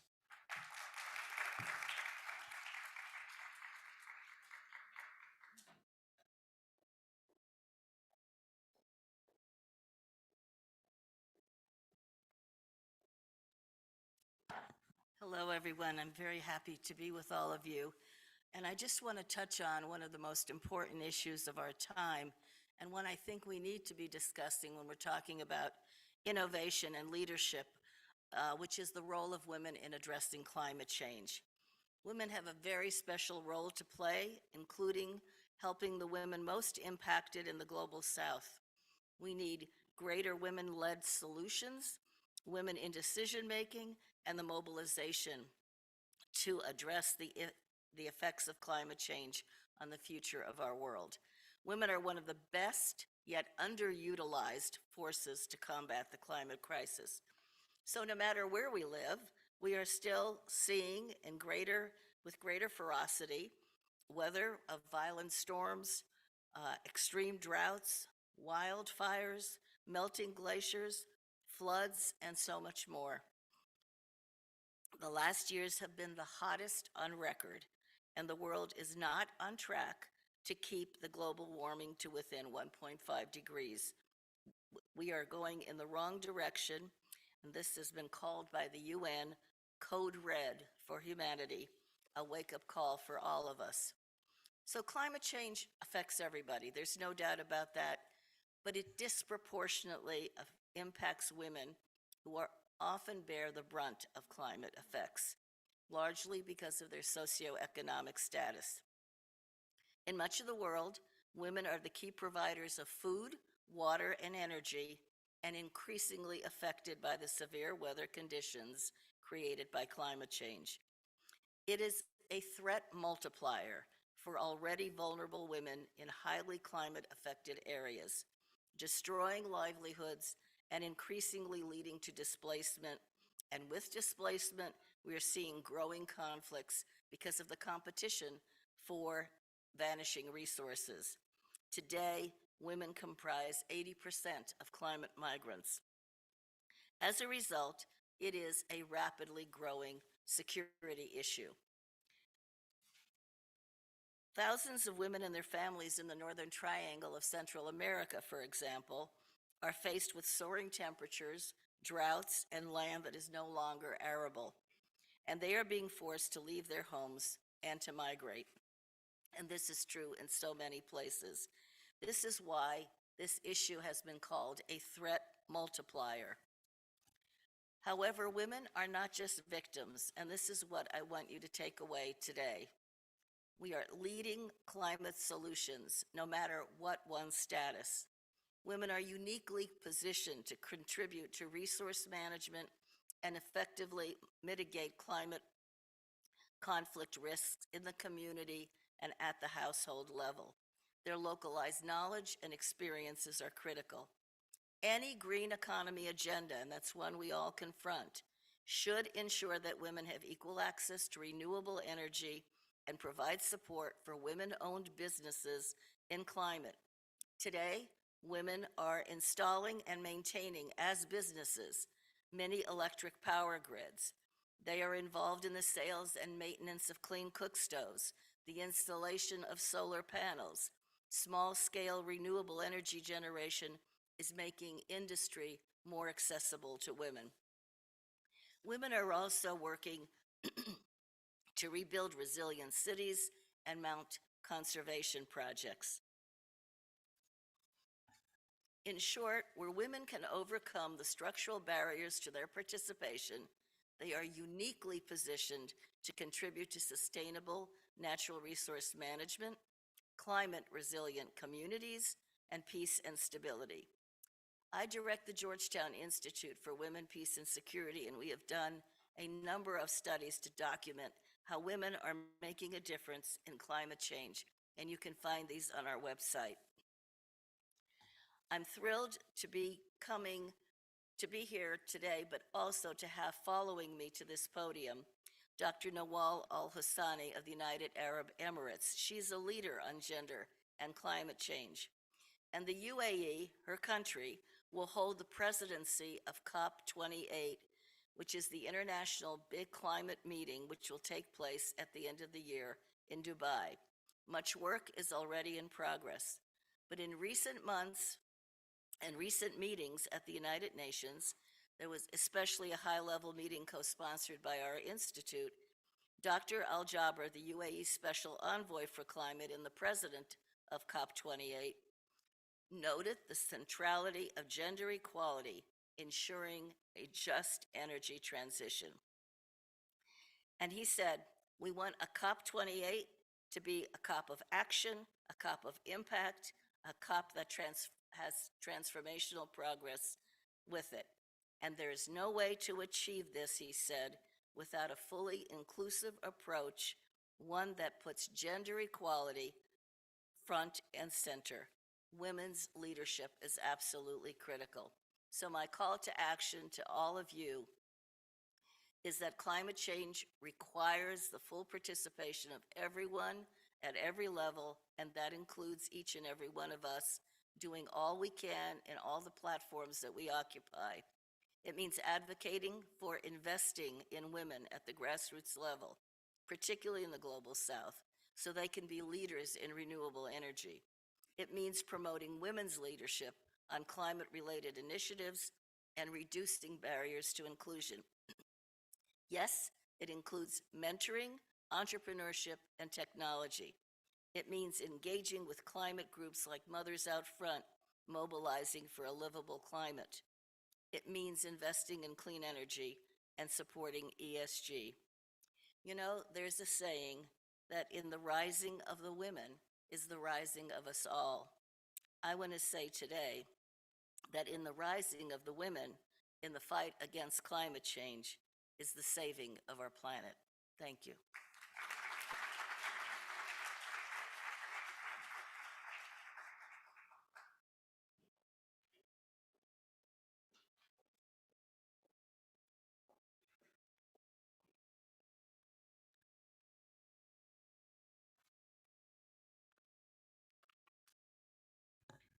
Thank you so much, Melanie. Distinguished guests, ladies and gentlemen, some of you may be aware that we are actually now at the holy month of Ramadan. And for those who observe it, there are so many elements and dimensions for this time of the year. And most importantly, it is actually a time of reflection. So, as we close this day, I would like to bring this element of reflection to our conversation, to the conversation and dialogues that we have engaged in this Women Entrepreneurs Forum. So let us reflect on the vital role that women entrepreneurs play in achieving sustainable development and compacting climate change. As we have heard, we have only a small window of opportunity left to mitigate the worst effects of climate change and to drive the lasting transformations that can yield more inclusive, more empowered, and more diverse societies, economies, and communities. So, to do this, we must work collectively to enable women to lead the change, to lead the charge across all sectors. When it comes to climate action, we need a rapid and comprehensive transition to renewable energy, and I cannot emphasize that enough. We need to reduce emissions across all sectors, and we need to support women across the world with access to energy, education, and vital infrastructure. The renewable energy sector is a case in point. Thanks in part to the leadership of women entrepreneurs and leaders, renewable energy agenda has gathered great momentum in communities around the world, especially those on the front line of climate change. According to the recent report by the International Renewable Energy Agency, that's IRENA, women hold 32% of senior management positions in renewable energy sector compared to just 21% in the energy sector overall. This is a testimony to the important role that women business and women entrepreneurs play in driving innovation and creating new models that accelerate the transition to renewable energy. However, as we heard, we cannot afford to be complacent. There is still much work to be done to ensure that women entrepreneurs have the support and resources they need to become pillars of prosperity and leaders of climate-resilient communities and economies. We just heard from my friend that COP28 in the UAE will play a major role in putting women at the heart of climate diplomacy and solution-based approach to the biggest challenges we face as we strive to deliver a COP for all. I hope to see as many as possible of you in the UAE so we can mobilize the collective passion and will to empower female change makers in the multilateral process to ensure our voices are heard at the top tables of decision making. As we move forward, let us commit to building a more inclusive and sustainable future, one that empowers women, entrepreneurs to drive innovation and create new solutions to the challenges we face. This forum has an important role to play in this effort as a platform of sharing ideas, building networks, and identifying new opportunities for collaboration. So let us take lessons we have learned from today's sessions, use them to drive progress in the years ahead. Together, we can build a more sustainable and equitable world for ourselves and for the future generations. Thank you so much.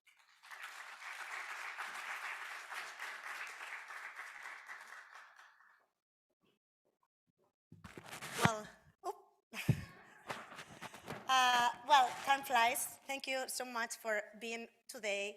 Thank you again for all the people that came from different countries. It was an honor. Thank you. Muchísimas gracias a todos los que habéis venido de diferentes países. I know some of you, and probably during the next 3 days, I will meet all of you. So I know people that from Guatemala, from Ecuador, from Colombia. I see a lot of from Costa Rica, from Argentina, so also from Abu Dhabi, from also from different states, from the United States. Thank you to all of you for taking the time to come here and to listen to inspiring women and men. And the idea here, as they said, is to not only to connect and to inspire, but also to think, how can we do it better? So I encourage you to follow us. We will have different activities during the next 2 days, different formats. Some of them are online, some of them are in person. So you can take the possibility to meet very interesting people that we are all together passionate. We have this passion and commitment to gender equality. So thank you again, and I hope we can see all of us, each other in the next 3 days. Thank you. Bye.